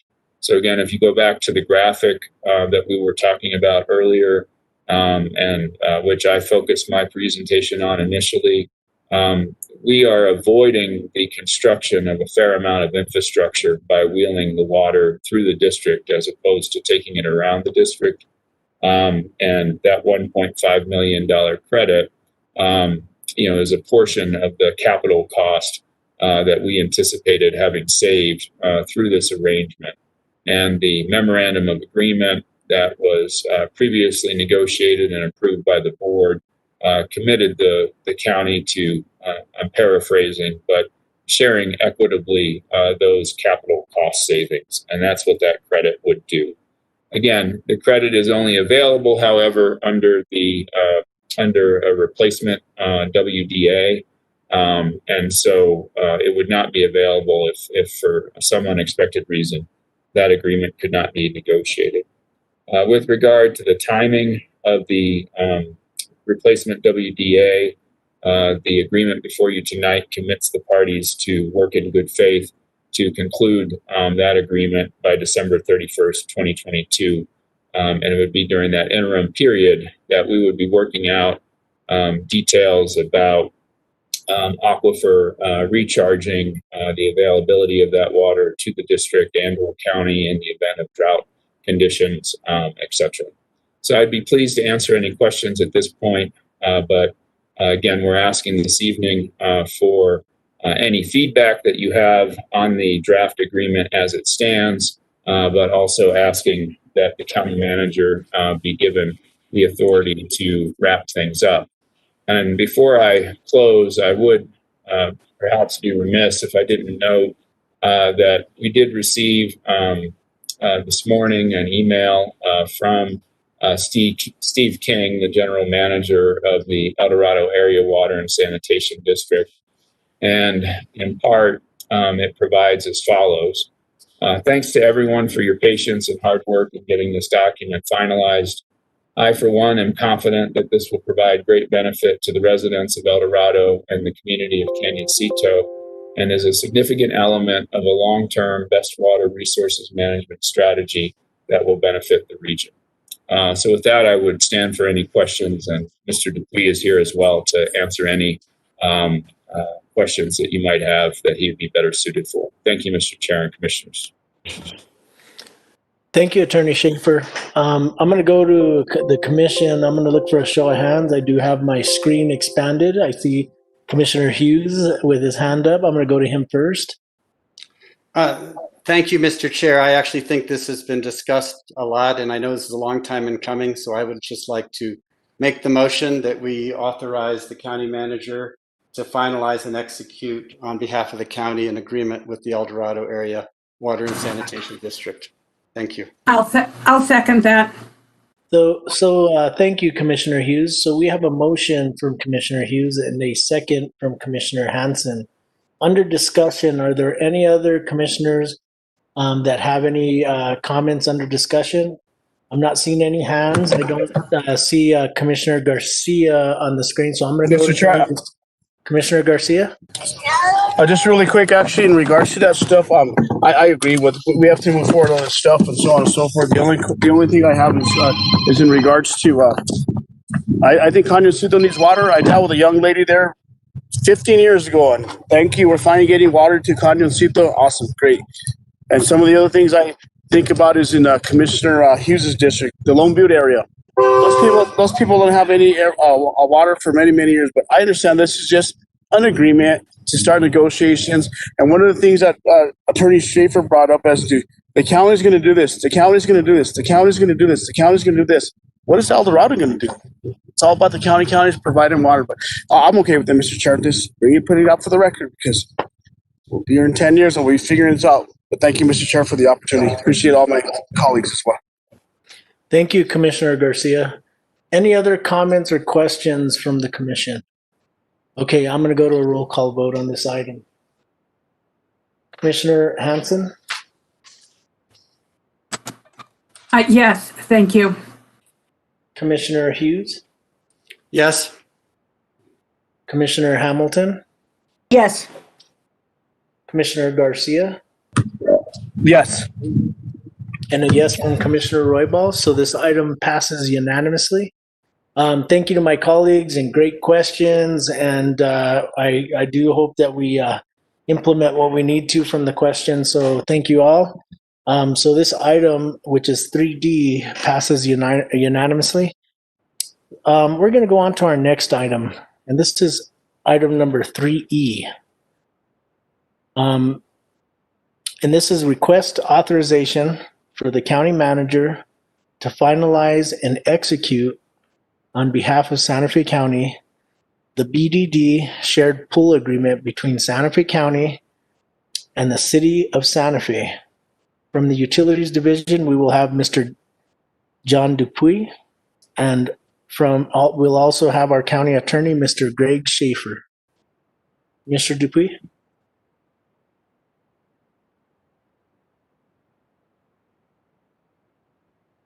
Thank you, Mr. Chair. I appreciate the opportunity to provide a detailed review of the contents and background relative to the BDD shared pool agreement. Since 2018, the City of Santa Fe and the county have collaborated to manage water with the shared goal of using native water, native surface water, to the greatest extent possible when it's available at the Buckman Direct Diversion, and preserving other sources for when it is not.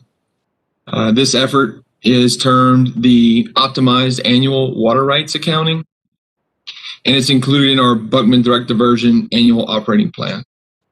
And it was the result of an extremely dry year in 2018 and the realistic fear that the BDD would be curtailed or even shut down due to low flows in the Rio Grande.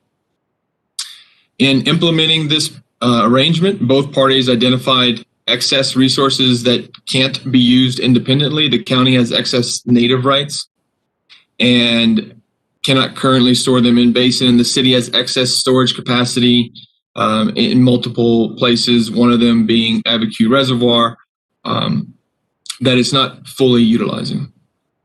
Through optimized accounting, the city has been able to divert excess native water earlier in the year, and the county in turn diverts an equal amount of stored city SJC water later in the year when native rights may not be available. This has been working incredibly well. It is limited, though, by a requirement to balance these diversions annually. The city has been limited in diverting county water by how much city water the county can reasonably use later in the year.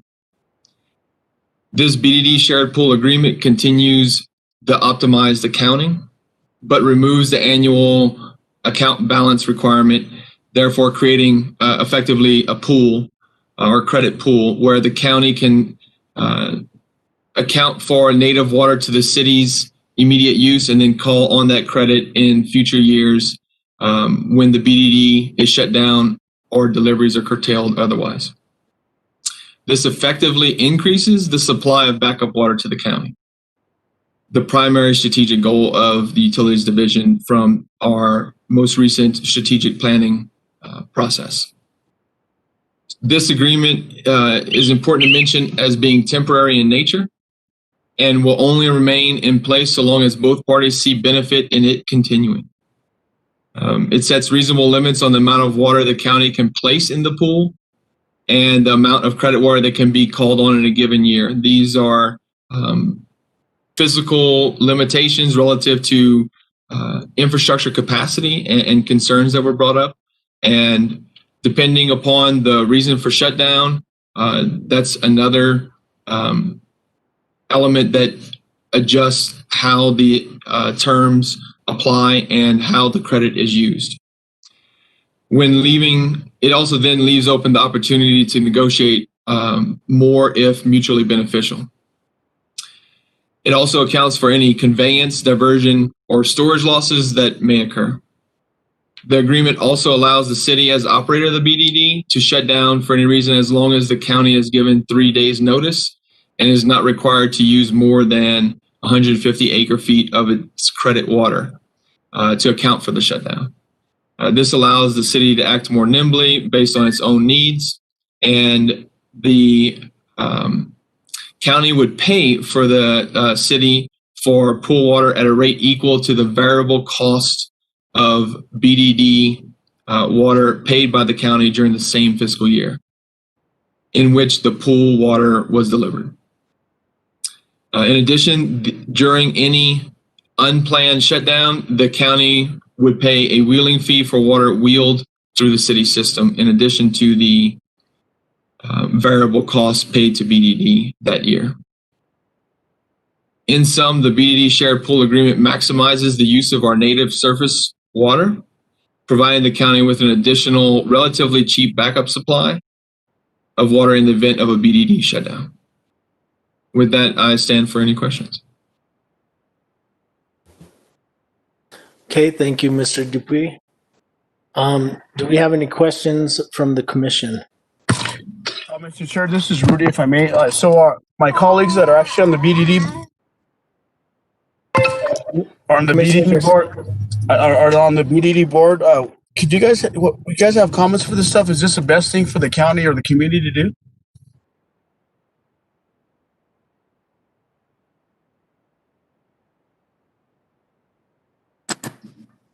I believe that our go ahead, Commissioner Hanson, and then I'm going to go to Commissioner Hamilton if you have additional. You can go to Commissioner Hamilton first because I think she had. Oh, she's good with me. Okay, so I personally think that this is a very good deal for the county. I actually think that it's a better deal for the county than it is for the city, but I think that being able to use our native water rights and making sure that we have backup supply down the road is a good thing. Backup supply is one of the more important things that we need. And BDD is a city-county ownership. It is not owned by the city. It is not owned by the county. It is owned by both of us.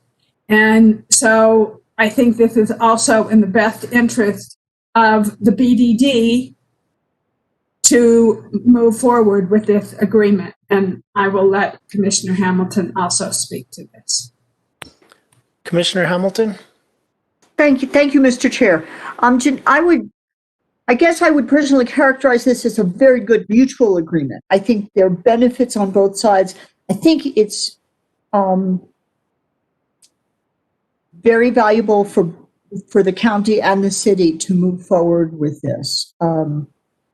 And you know, for the reasons Commissioner Hanson stated, there's frankly not that much to expand upon, but this definitely feeds into our abilities to manage water more efficiently, to make good use of our abilities to conserve and store water and still have it available, and to do conjunctive management. I mean, there are the things that we've been looking to do. This is kind of a rare opportunity to like within the existing system and without having to do something additional like building reservoirs or buying more water rights or other things that may not even be available or feasible, to really expand what we have to use and how we can use it. So I agree with Commissioner Hanson. This is a very valuable thing for us to do.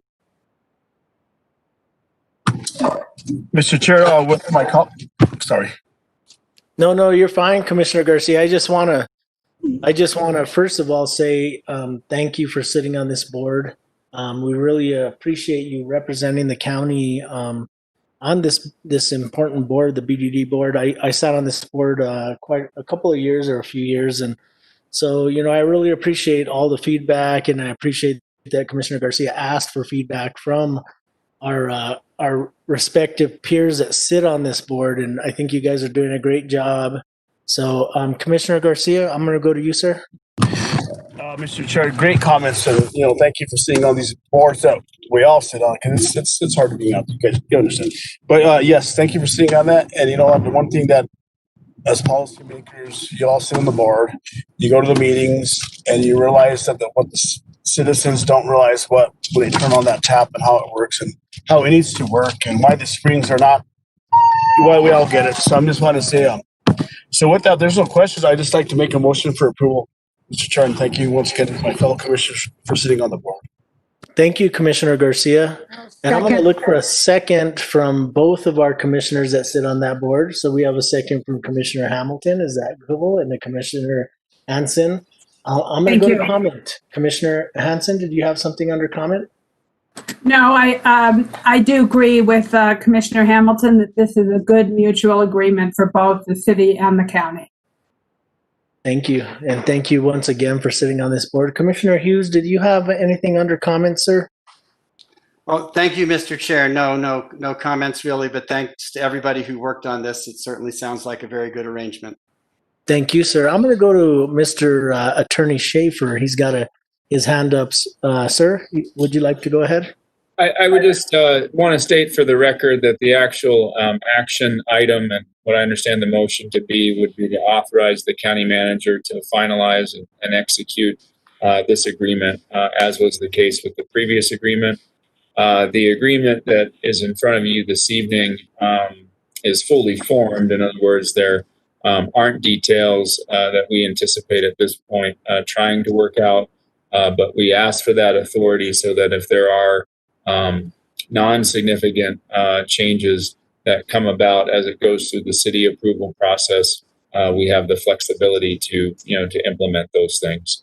So I did want to clarify that for the record. Thank you, Mr. Chair. Thank you, Attorney Schaefer. Those are very important items because small issues like that can hang things up. So I'm going to go to each commissioner and make sure that they're okay with that. Commissioner Hanson? Yes, I understand that this is a request for authorization to the county manager to finalize and execute this agreement. Thank you.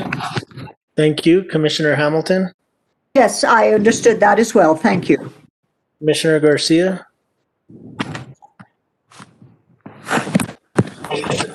Yes, sir. Thank you, Mr. Chair. Commissioner Hughes? Yes, that's the understanding, and it sounds good. And a yes from Commissioner Roybal. I understand that. I think that there's going to be minor details that come up that our manager is more than capable of handling. So I'm going to go to a roll call vote. Commissioner Garcia? Yes, Mr. Chair. Thank you. Commissioner Hanson? Yes. Commissioner Hughes? Yes. Commissioner Hamilton? Yes. And a yes from Commissioner Roybal. So item number 3E passes unanimously. So we're going to go on to our next item, and this is item number 3F. And this is request approval of a letter to support for the joint City of Santa Fe and Santa Fe County return flow pipeline. And from the Utilities Department, once again, we have our utilities from our Utilities Department, we have Mr. John Dupuy and also our County Attorney, Greg Schaefer. Mr. Dupuy, you're up.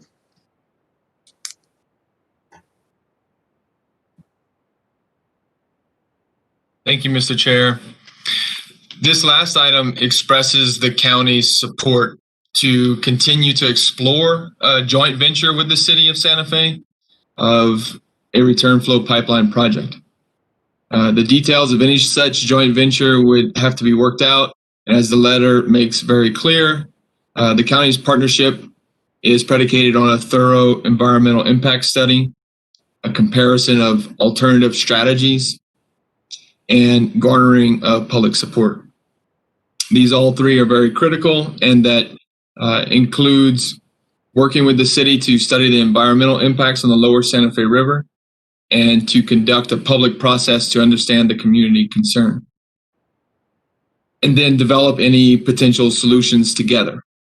This includes a commitment to evaluating science-based target flows on the lower Santa Fe River to help mitigate the objective impacts at the heart of many community concerns. As it currently stands, the return flow pipeline could provide the county with up to 300 acre feet of additional supply. This supply, when utilized appropriately, is drought resistant and could be used to supply El Dorado Area Water and Sanitation District under the replacement water delivery agreement. And as previously indicated, supplying substantial amounts of water to El Dorado Area Water and Sanitation District for its own use has the potential to recharge the aquifer beneath El Dorado and surrounding aquifers via high transmissivity pathways. With that, I stand for any questions. Mr. Chair, this is Rudy.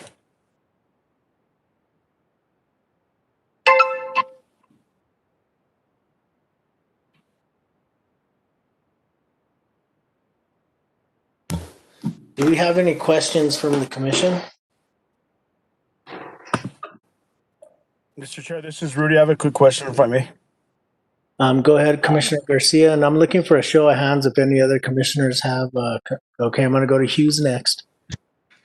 So, Mr.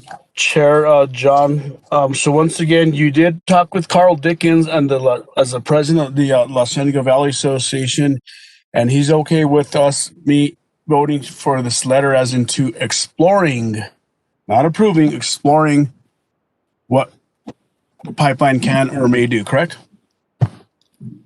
Mr. Chair, Commissioner Garcia, that is correct. I spent a little over an hour today walking Mr. Dickens through the intent and as Manager Miller wisely guided us to include all three as a package, so it's clear or helps make clear the regional and bigger picture approach that we're trying to accomplish. So answering your question again, yes, Commissioner Garcia, that is correct. Awesome. Thank you, John. Thank you, Mr. Chairman. Thank you, Commissioner Garcia. Okay, so I saw Commissioner Hughes. I'm going to go to you next, sir. Thank you, Mr. Chair. I just was wondering if you could explain whether this is important to do today. I know there's a reason all three of these were brought together. Also, Commissioner Hamilton mentioned the possibility of rewording the letter to make the section that she was talking about a little stronger. I just wondered if it's important to do something today or if this could be put off to a future meeting. Also, Mr. Chair, this is not to interrupt. Just on that note, if Commissioner Hanson as well as Commissioner Hughes wants to table us, I'm okay with that. But thank you for the great questions and comments from the commissioners. Thank you, Mr. Chair, for letting me interrupt. Absolutely. Mr. Chair? Yes, Commissioner Hanson? I don't wish to table this or delay it. I think that part of this whole agreement is the reason these three items are brought up together is because this is a package deal, so to speak, that we're working with the city on. And I personally think that we have strong enough language in this letter to convey our concerns about is the pipeline really possible, and especially in the fact that we are continuing to explore a joint venture, and we list the multiple ways, including rediversion, treatment at BDD, and offsets at Buckman well fields, depletion in exchange with other San Juan Chama partners, and additional supply for aqua storage and recovery. If there's something we're missing in that list that we could do, I would like to know. But if there's another option, I'm open to that. But I also do feel that I support this. Thank you, Commissioner Hanson. And I would think that this was probably a good effort and forward. And I think that, unless I hear something from one of my other commissioners, I definitely will move for approval, but I will go to Commissioner Hamilton as I saw her hand up. Yes, because I thought you were asking us, and I actually agree that what's in the letter, especially as Commissioner Hanson pointed out, that the first line was modified to be continuing to explore the joint venture. We definitely are and want to be at the table for that. And I made comments pretty strongly that I think are critically important for all the future negotiations. And Mr. Dupuy confirmed the basis on on which those future discussions would be predicated on, and that there's, as a result, the opportunity to bring that science into it. That's an important consideration. That's what I wanted to get out with respect to this letter. And otherwise, the whole principle that we were bringing these forward together and that this whole package is something that's really valuable for our goals of improving efficiency of water management and our ability to have backup water, and all of those concepts are just very important. And so I have no desire to hold this up, although I truly appreciate Commissioner Hughes's thinking and, exploring the question. I don't feel it's really necessary. I would support moving forward with this. Okay, so with that being said, either I'll make the motion or you can, Commissioner Hamilton. I will second your motion, Mr. Chair. So we have a motion from Commissioner Roybal and a second from Commissioner Hanson. I'm going to go to a roll call vote. Is there anything under discussion? Okay, Commissioner Hughes, go ahead, sir. Yeah, I think I'm fine with the letter going forward, particularly if Commissioner Hamilton's concerns were met. But I do want to just be very clear that this is that we and I are only in support of being part of the process and exploring all the alternatives, and this is not an endorsement right now of the return flow pipeline. Thank you. That is correct, Commissioner Hughes, and that's how I understand it as well. I cannot see Commissioner Garcia, so I'm going to go to him one last time. I'm here. I'm here. Yes, sir. No, I can't. I know you're here, sir, but I can't see you. So do you have any closing comments, sir? No, I agree with Commissioner Hughes, totally on target. So yes, I'm in favor of this as well. Okay, so I'm going to go to a roll call for Commissioner Garcia, and I'm going to go to you first, Commissioner Garcia. Yes, Mr. Chair. Thank you. Commissioner Hughes? Yes. Commissioner Hamilton? Yes. Commissioner Hanson? Yes, thank you. And a yes from Commissioner Roybal. So this item passes unanimously, and this, once again, is a letter to explore the possibilities. And so we do have a unanimous decision on this item. This is number 3F. We're going to go on to item number 4. And this is matters of public concern. So I believe there are a couple of people that have signed up for this. Is that correct, Tessa Jo? Yes, Mr. Chair. The first person who signed up for public comment is Bernie Gonzalez. However, he's listed as Marshall Lucas under participants. Okay, Mr. Gonzalez, you're up, sir. Good afternoon. Mr. Gonzalez, if you could state your full name and address for the record. Okay, my name is Benny Gonzalez, and I'm at 83 Camino Chupadero, Santa Fe 87506. Thank you, Mr. Gonzalez. Please address the board. First of all, I'd like to thank the board for allowing me this opportunity to speak on behalf of a lot of members of our community. I especially want to thank Commissioner Roybal for reaching out and speaking with me about the issue I'm about to present to you. Also, I'd like to thank Chief Litzenberg, who also reached out, as well as Fire Marshal Blay, who I talked to, again, about the issue that I'm going to be talking about. However, Mr. Chairman, I want to give special thanks to Amber Bach. If she's listening in today, she was awesome. Amber, you rock. I'll tell you, and you'll see why I'm calling special attention to her. So thank you so much, Amber.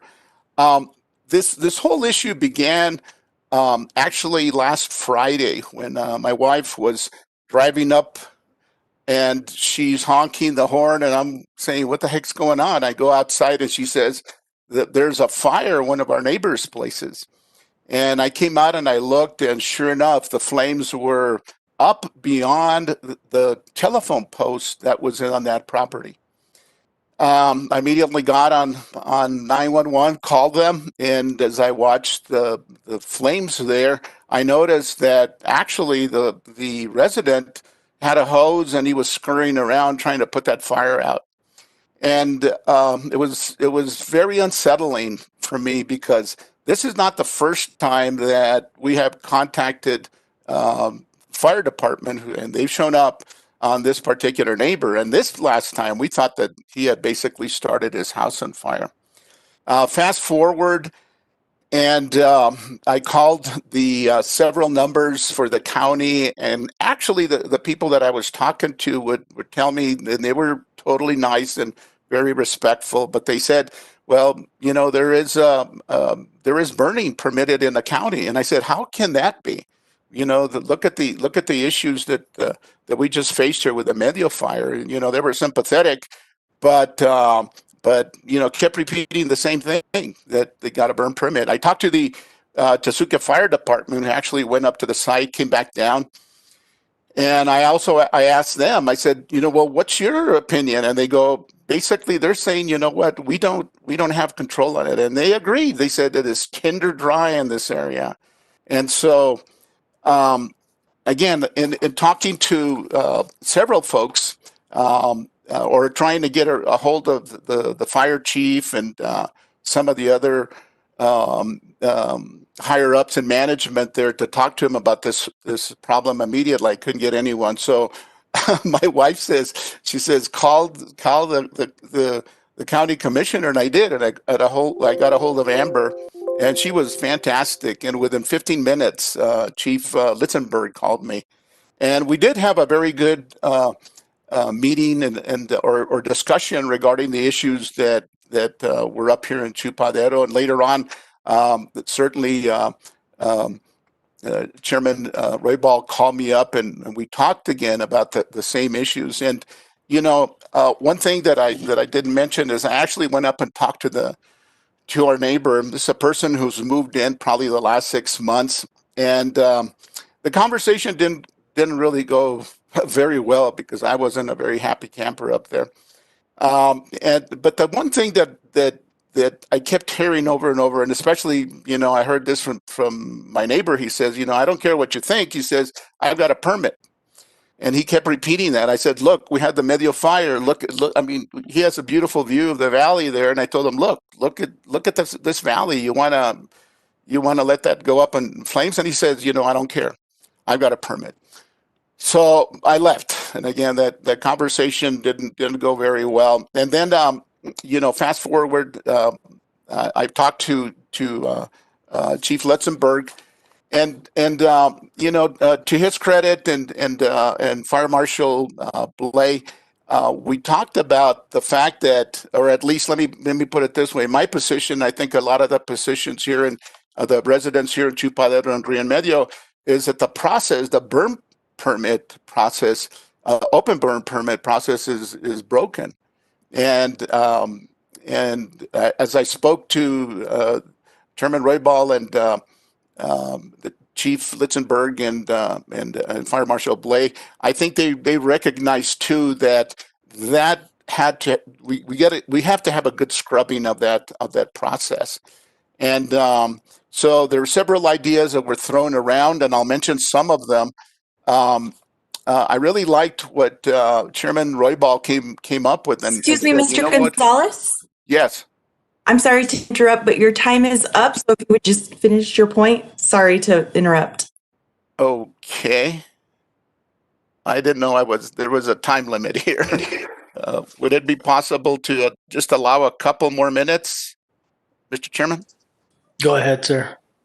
Okay. The bottom line here is that we feel that the process for allowing burn permits is really broken. And again, as I mentioned, I talked to the chairman, I talked to the fire chief and fire marshal, and they all agreed that they would want to look at that particular process. And also there's some issues that came up about, or at least that we've talked about, was the opening up of this free burning. I'm sorry, not the free burning, the free dumping of debris. So folks that are cutting can go to the transfer stations and dump this without having to pay a fee. So I'm sure that's probably something that you'll all have to take up, and so certainly we'd want your support. And also, many years ago, we also, I believe, got some wood chippers from the community, I mean, from the county, and they were brought up here to the community. And if that's something that the commission could be open to, that would also be appreciated. But the bottom line here is that process is broken. That whole permitting process is broken, and we really would like for you all to really take a hard look. All of you today have talked about the drought and the major problems. The other thing is, I've sent you a link to a Google Photos that I prepared specially for you to show you pictures of that fire, that medio fire, and that was a devastating fire. And you know, if I don't know if you can see, I guess you can't see, but I watched it here through my backyard, and so that's something that really concerns this community, and I'm sure the rest of Santa Fe County. So I don't have anything else. I know there's another individual from Chupadero that also wants to speak. So thank you, Mr. Chairman, and the rest of the BCC for allowing me to speak to you this afternoon. Thank you, Benny. We appreciate you here today to talk about your concerns. And I know that we do have a commissioner that is a volunteer firefighter, and so she knows that there's not always a blanket resolution for different communities. I know that Chupadero, the area that you live in, has one entrance and one exit. And so that's another issue that does come into play. So I know that different communities have different issues. So I appreciate you being here today, Benny. Tessa, can we have our next speaker, please? Yes, Mr. Chair, our next speaker is Renee Roybal.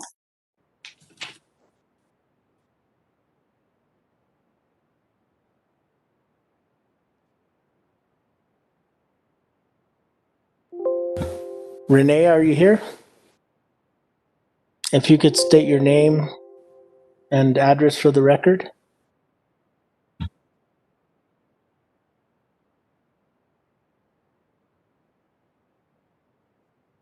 You may have to unmute.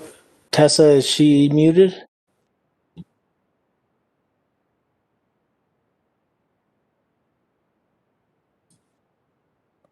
I actually don't see her name. And for some reason, it's not allowing me to unmute the two call-in users. Daniel, do you have that ability? So let me check. I know there was an upgrade to WebEx, and it should send them a request, but I'm not sure how they actually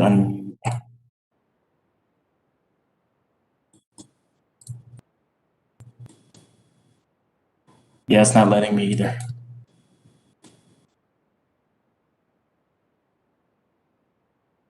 Okay, if we can unmute everybody, and I just want to make sure that there isn't anybody else from the public as well that would like to address the commission.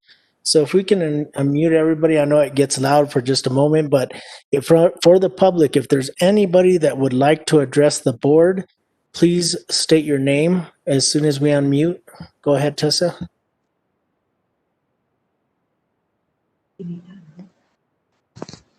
Hello, Commission. My name is Benjamin Bonet from Santa Fe, and I would like to speak this evening. Thank you. Hello, Commissioners. My name is Catherine Shira. I'm from Santa Fe, and I would like to address the board. Thank you. My name is Lydia Clark, and I would like to speak. You're getting a huge amount of bounce back.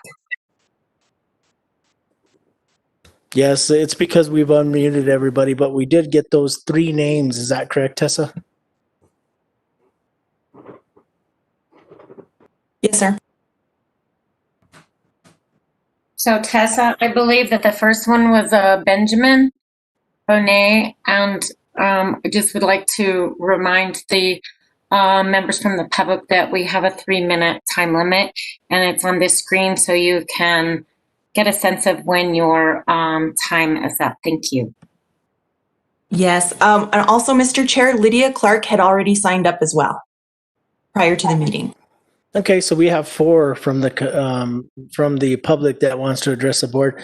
First of all, I want to say thank you guys for addressing the board. And I don't know if they're all the same issue or not the same issue, but we appreciate you being here today because feedback from our constituents are, worth gold to the commission. I'll tell you that much. And I don't know if they're all on the same issue or not, but we'll find out. So if we could have our first speaker, please.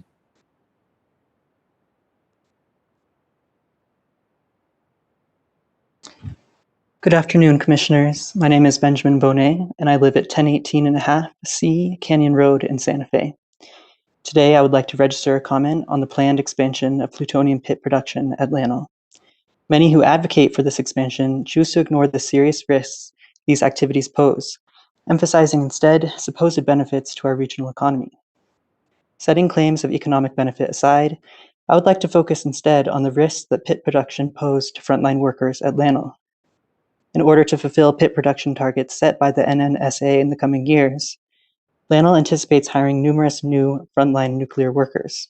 To that end, new quote-unquote apprenticeship programs funded by federal defense appropriations have been established at community colleges in northern New Mexico.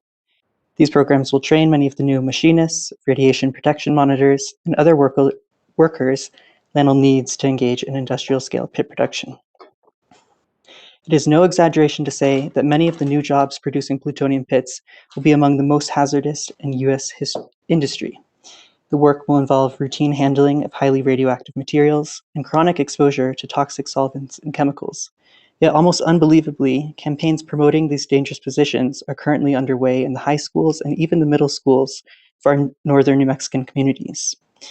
Now, to the many socially and economically vulnerable youth in our region, these programs might seem a godsend, offering free tuition, paid internships, and the eventual promise of high-paying positions at Llano.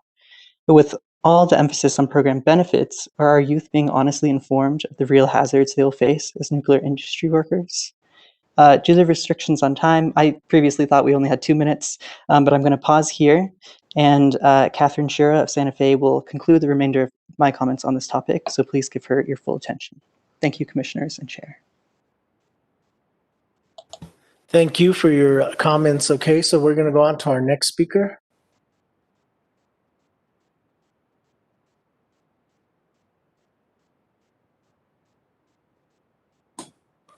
Ms. Catherine Shira. Good afternoon, Commissioners. My name is Catherine Shira, and I live at 1018.5C Canyon Road in Santa Fe. I will be finishing up on comments made by Benjamin Bonet of Santa Fe, who spoke about the recruitment of northern New Mexico youth into apprenticeship programs, enabling industrial-scale plutonium pit production at Llano.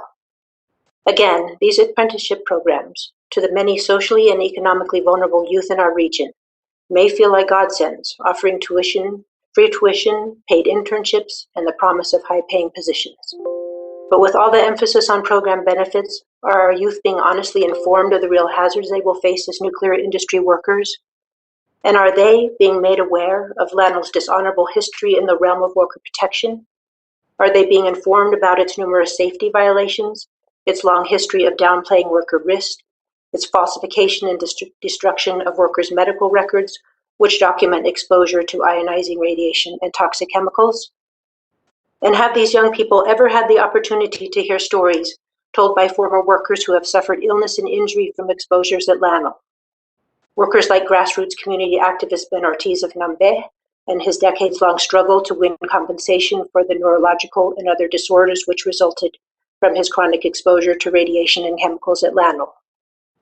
Also workers like Chad Wald of Rio Rancho, whose exposure as a Llano maintenance manager led to a diagnosis of stage 4 glioblastoma in his early 40s, and finally to his premature death at age 44, surrounded by his young wife Angela and their 3 teenage children.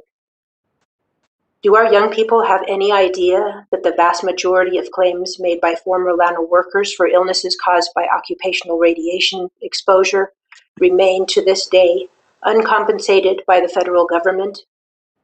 As concerned citizens, we say yes. The young people of northern New Mexico have a right to this information. We believe they deserve protection from exploitation by persons whose own lives are far removed from the hazards of plutonium pit production. They deserve forthright disclosure of the real hazards of working in the nuclear industry, of the true cost to frontline nuclear workers. Finally, they deserve our utmost support in pursuing work that is secure and life-fulfilling, not free rides to the most dangerous jobs in existence at LANL. For the sake of the next generation of Northern New Mexicans, we urge our Board of County Commissioners to reject plutonium pit production as a pillar of our regional economy. We urge you to pass a resolution expressing Santa Fe's firm opposition to expanded pit production at LANL. Thank you very much. Thank you for your comments and your time. Can we have our next speaker, please? Lydia Clark. Good afternoon, Chairman Roybal, Commissioners. My name is Lydia Clark. I live at 1210 Vitalia Street in Santa Fe. I'm a concerned citizen, and I'm also the Outreach Director for the Los Alamos Study Group. And I'm here to talk about plutonium pit production as well, to encourage the county to implement and pass resolutions that oppose plutonium pit production, the cores of nuclear weapons at Los Alamos National Lab, that these are immoral. These are some of the most risky jobs on the planet, and they provide absolutely no benefit to New Mexico. We are requesting that you ask for transparency from LANL about this plutonium pitting. They have provided no site plans to any government entities, to the public, or anyone else with regards to these massive expansion plans that will create numerous issues in the environment, health and safety for workers and the public, two of which are very concerning for Santa Fe County. One which you just heard Ms. Shura and Mr. Bonet both speak about relative to the educational opportunities or recruitment that is being done in our educational institutions. I recently attended the Energy Communities Alliance, which is the educational recruitment for the nuclear industry. These programs now pipeline all the way from K through 12 through our collegiate institutions. And they are not being transparent about what these programs are really about. In New Mexico, there can be no doubt. It is only about one thing: plutonium pit production, which is the primary mission of Los Alamos National Lab. The other thing that Santa Fe County should be very concerned about, which I heard you speak about just earlier, was water. One of the plans that was revealed this past year by LANL is that they want to have a new bypass that would go through the Santa Fe River Canyon, through White Rock Canyon, that would go through county lands, federal lands, tribal lands, through wilderness areas, damaging all of those areas along these waterways, and create the highest and longest bridge in the United States, across the Rio Grande, where they will be transporting toxic waste. There are so many issues related to this. I encourage you to please look at these issues more in depth and request LANL to be transparent. Thank you for this opportunity. Thank you, Ms. Clark. And we do appreciate all the comments today, and it's something the commission does take very seriously. Tessa, I did know that it appears that Renee Roybal is on. Yes, Mr. Chair.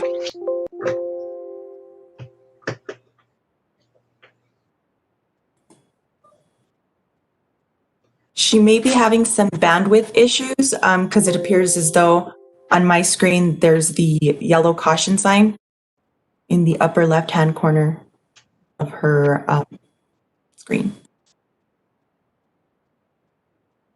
Renee, would you like to try and unmute? Yes, I'll try. Can you hear me? Yes, we can. Okay. Great.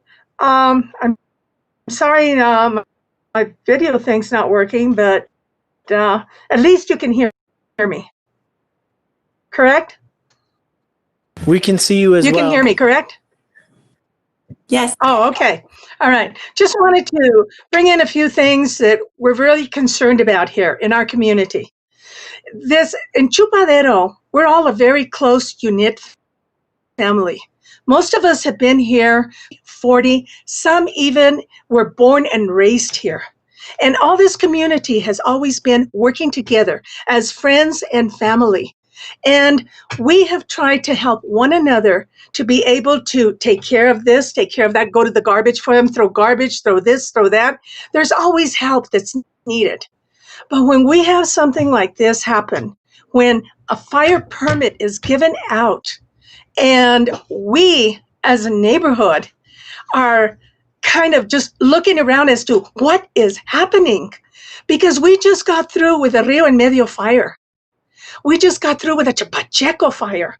And now to have something that could spark our valley, we are so dry down here. Everywhere you look, everywhere you see, there are signs: fire danger, extreme fire danger, extreme fire danger.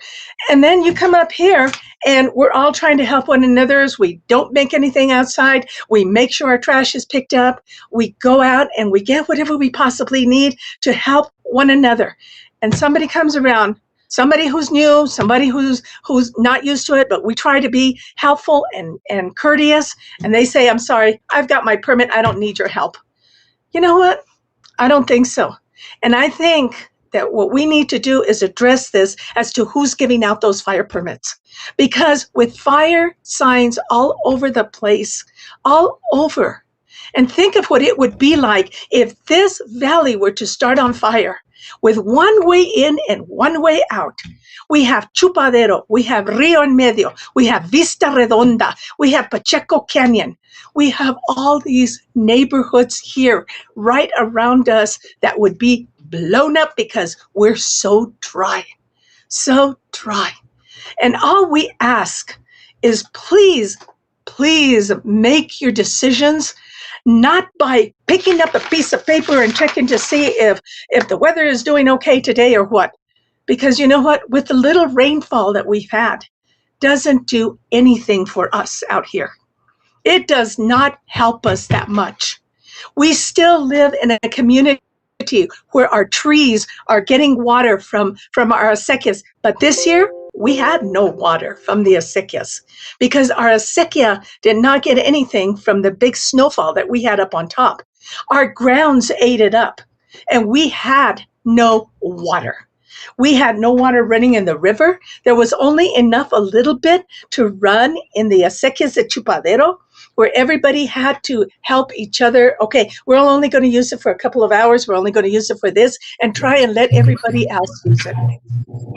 But you know what? This is why we say, please, please be so careful about issuing out those fire permits. We are trying to do as much as we can. Yes. Sorry to interrupt. Your 3 minutes is up. Renee, Oh, okay. Go ahead and finish with your closing comments, Renee. Are you still there? Okay. All I want to say is all we want is for you to be more careful on how you issue these permits. Please look, you're saying fire danger everywhere, extreme danger, extreme dryness. Right now, why should anybody be burning fires? We turn around, we were crazy looking up here at Vista, up here, looking at the fire in Rio en Medio. Do you know what that did to us? We were all in a state of panic. We were all, and to have this happen now, all I say is please be careful. Please get those fire permits off until we have enough moisture. We will have neighbors that would like to help everybody else around here, or bring in wood chippers. Bring in wood chippers, put them down around, and let us take our trash to the wood chippers. And we can get everything from there so that we could use it as mulch. And maybe what little moisture we do get, because we're in La Nina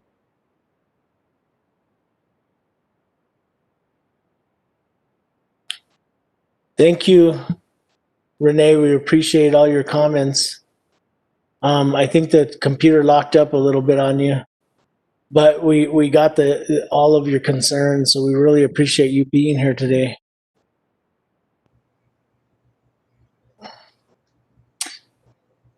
Okay.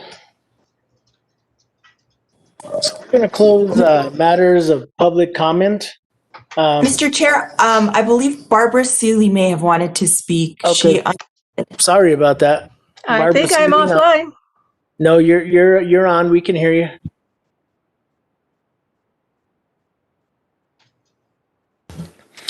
Miss Seeley?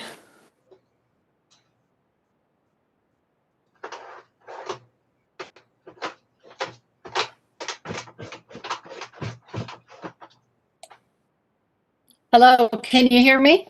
Yes, we can. Okay, I'm not familiar with this format, so it's a little awkward. I just reiterate what Renee said. I live at the very bottom of Chupadero, and it's very clear to me that if a fire happened in our valley, we would be among the last people out as other people were trying to move their animals and possessions. It would be such a logjam, and there really is no other way out. But we are very careful in our valley. We're all very conscious of the dangers here, and we all work together, as Renee said, to help each other. Many years ago, we were part of an effort to clean up the valley. They brought in big chippers. I think it was the county or the Forest Service brought in the big chippers, and the whole community got together and brought their trash over I forget how long, like maybe a week's period of time or something. And then we all had access to the chipped wood so that we could use it to mulch and hold the moisture in the ground. And it was very effective, and it was a very unifying project with the community. And it also motivated everybody to clean up their properties. Not everybody, but a significant number of people participated. And I think that that's a very proactive approach. I don't have much more to say, but I'm very supportive of Benny's and Renee's efforts to bring this problem to your attention. I think that the county can be far more conscientious and specific about how to address the problems we have with fire risk in our valley. So thank you very much for your time and for your efforts and for listening.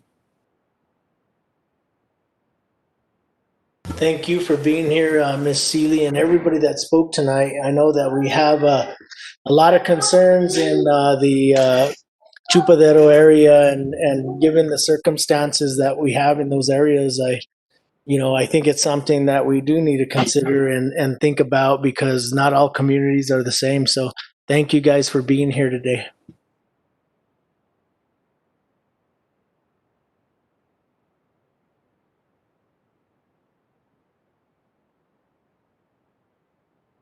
Okay, with that being said, do we have anybody else from the public that would like to address the commission? Tessa, did we have anybody else signed up? No, Mr. Chair, we don't. Okay, so if you can unmute just one last time, I want to call one time and see if there's anybody else out there. Mr. Tessa? Yes. I figured out how to unmute phone calls. That way we don't have to do a blanket unmute. When you click unmute on a phone call, it sends the phone caller a message asking them to press *6, and that'll allow them to unmute themselves. Okay. Causing so much feedback. So if our public heard that out there, we will send a message that'll indicate for you to press *6, and that would unmute you. Is there once again, I'd like to ask, is there anybody else from the public that would like to address the commission?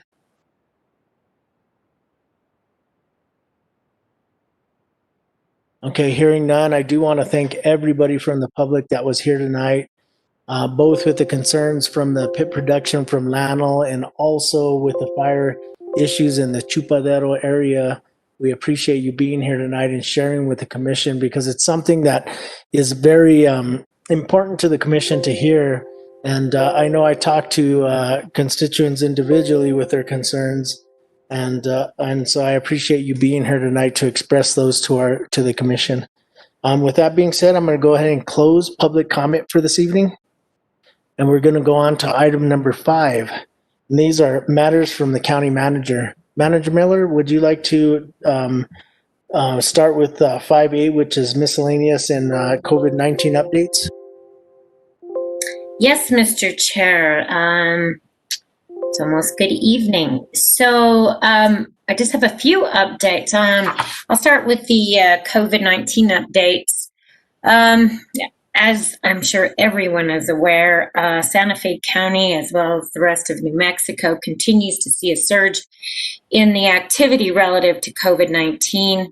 Santa Fe County's rolling 7-day average of cases has now increased to 79. And it was not all that long ago that we were in single digits. So it's very concerning to see this increase in the county, as well as in the state as a whole and in the country. And similar trends are being seen across the country as well as in Europe. I can only encourage people to wear their masks, socially distance, stay home if at all possible, and wash your hands. Also, over the weekend, Christus St. Vincent's Hospital, our regional hospital for COVID response, has 32 COVID patients in the hospital. Also, New Mexico's positivity rate is now exceeding 20%, and that is very concerning and significantly high compared to our previous positivity rates. With the CARES Act funding, as you know, we did apply for we applied for CARES Act funding for a variety of things, but specifically the small business grants. We have released the application last month and are actively approving funding requests. To date, we've approved approximately $250,000 worth of requests. The majority of these requests were for $15,000 each, and were approved for that. We also have another 40 applications pending review. We also have sent out some criteria reducing the requirements, allowing individuals to show declines in revenues of additional months, not just the original ones that were put out. And we're providing technical support through 2 vendors that we've put on contract. We're also going to do a social media campaign to push more advertising about this funding opportunity. Staff's been participating in Chamber of Commerce meetings and dialogues, and we're doing workshops in the evenings for individuals who want more details for the application process. So we're trying to do anything we can to help people know about the program, as well as how to apply. Also, as you know, we've put quite a bit of funding through our Connect vendors and Santa Fe Connect providers. We have finalized contracts with the majority of our vendors and their purchase orders, and they have started spending their funds. As a matter of fact, we've already received some requests for reimbursement on those contracts. To date, we've received 656 self-initiated assistance requests submitted through the Connect Hub, and we've delivered 5,101 grocery boxes that we've distributed. 801 of those were delivered to homebound individuals, and our healthcare assistance navigators have assisted 40 new individuals this past week and followed up with another 23. Excuse me. In our seniors program, Last week, we had a total of 3,171 meals, either frozen or hot meals that were delivered to seniors throughout the county. And the weekly food distribution from the Food Depot had 145 bags of food that were delivered to the seniors. And those bags, as I've said before, contain canned food as well as non-perishables and fresh produce. Then our public awareness campaign to wear the mask, socially distance, be careful, is still being disseminated. We've put out over 500 yard signs, and thousands of posters and stickers have been distributed to businesses. We have sandwich boards on the Connect program that have been distributed. We've partnered with Public Works to put up inserts offering help through our utility bills for the Connect program. And we are actively receiving requests for more materials about public awareness of both the Connect and our public awareness campaign. And we'll be doing a direct mailer to the 87507 zip code, as well as other specific targeted social media efforts. So that's all I have on COVID updates. Does anybody have any questions on that?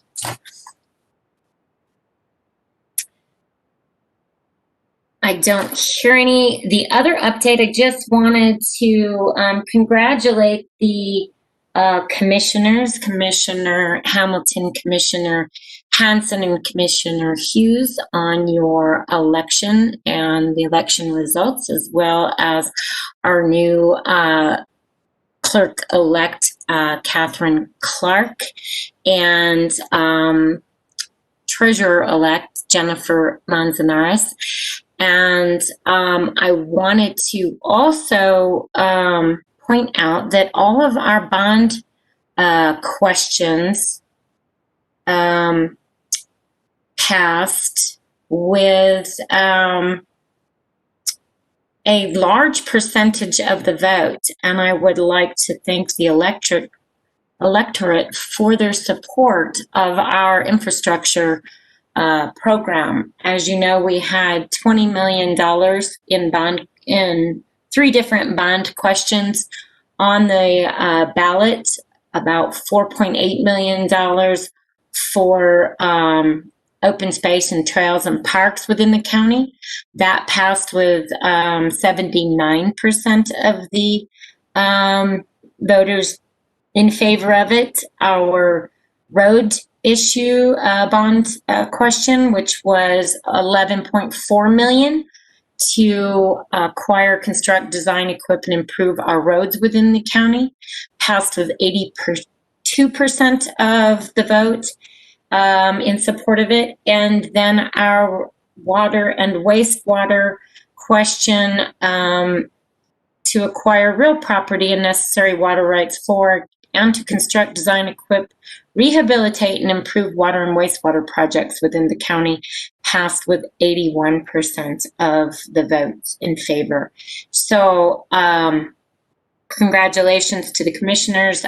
Thank you for helping get the word out about that. Congratulations to county staff that worked on that so diligently and putting together interactive maps and a great deal of information about the projects. And we look forward to issuing those bonds in the coming calendar year and getting to work on those projects and giving Gary's staff something to do, since they don't seem to be busy enough.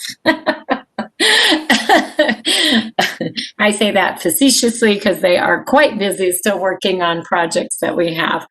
But with that, those are my updates, and I did then want to turn it over to Penny Ellis Green to give an update on the state's energy code and the impacts that the changes to that have on the county SLDC, and some recommendations that we would have going forward in order to pair our SLDC with the state's code. Thank you, Manager Miller. And just really quickly, I want to just thank you for your presentation, and also just congratulate all our newly elected officials that will be coming in to the county government. We welcome you, and we look forward to working with you in the upcoming year or years to come. So we really appreciate the input, and just want to say congratulations to all our local elected officials that are coming in new. I think we have, I think you mentioned 4. Also, just great news that that those bond questions did pass. I think that we're going to be able to provide some great services to our constituents. So thank you, Manager Miller. Ms. Penny Alice Green, you're up. Thank you, Mr. Chair, Commissioners. Can you hear me? Yes, we can. Okay, great. I wanted to let you know that Jacqueline Beam is also available. She's with Sustainability, so she did a lot of the technical research for this. On August 7th, the State Construction Industries approved including the 2018 International Energy Conservation Code into the statewide building code. A few highlights for that is that this is an update from the 2009 Energy Code to the 2018. There are some mandatory residential minimum requirements like insulating a roof, walls, foundation, and reducing heat loss through windows. There are 3 pathways for both residential and commercial. Santa Fe County is all in Zone 5B.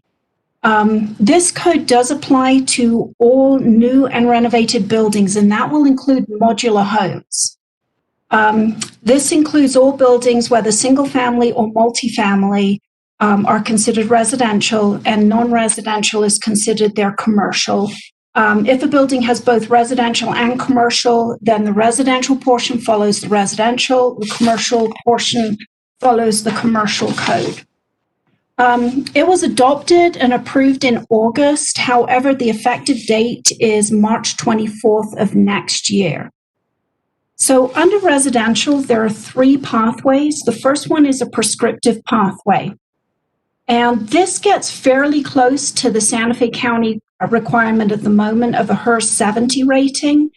But a few additional items would be needed in order to get to the HERS 70. So it doesn't quite get you there.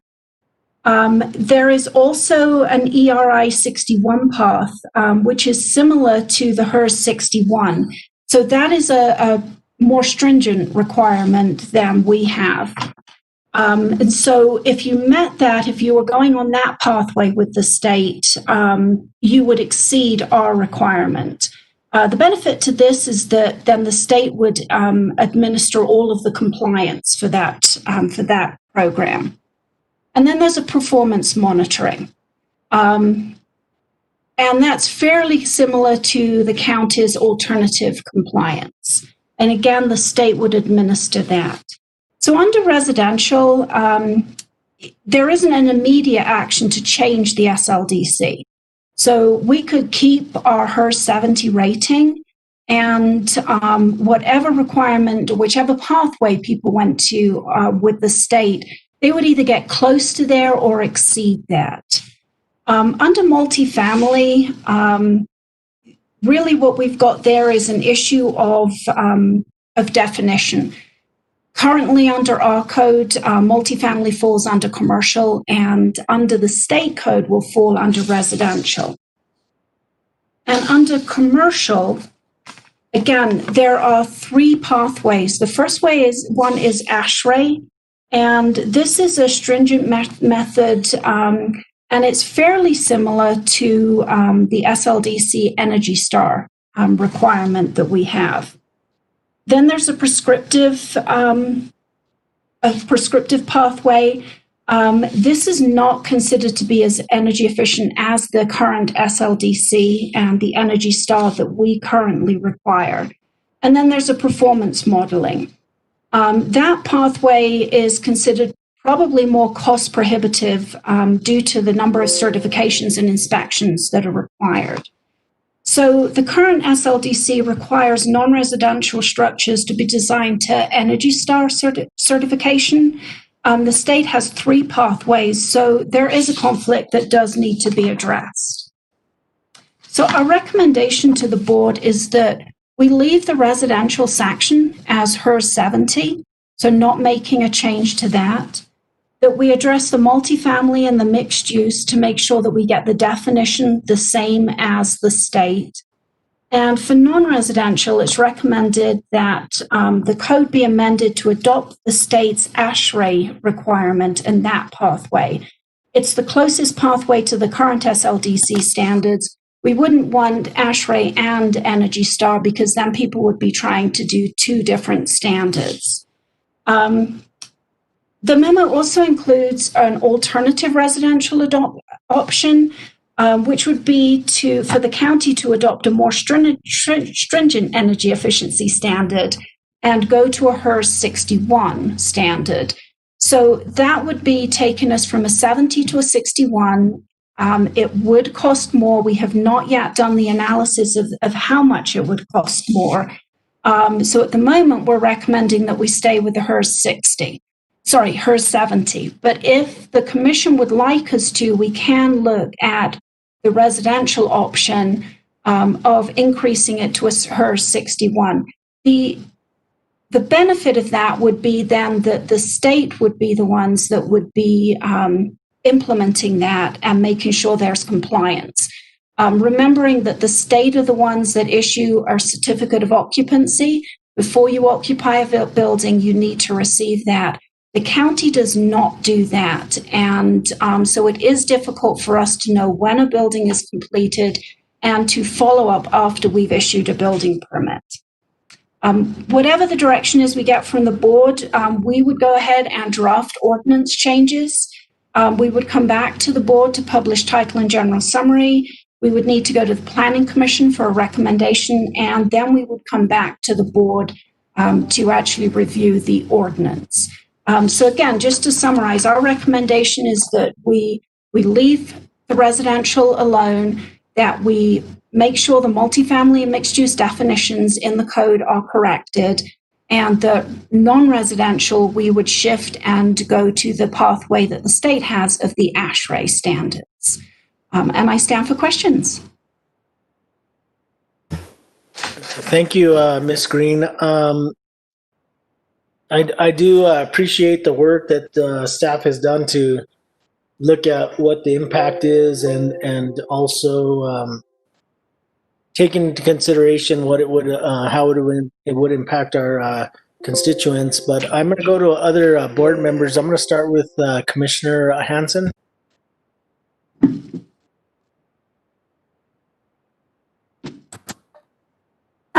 Thank you, Penny, and everyone. So I appreciate you putting this all together, but I have been thinking about the fact that maybe we should lower our HERS rating even lower than 60, because then we might be able to increase solar capacity or renewable energy as part of the HERS rating. The city is at 60. So it's not too much of a leap for us to at least reduce it to 61. I was thinking we could have a little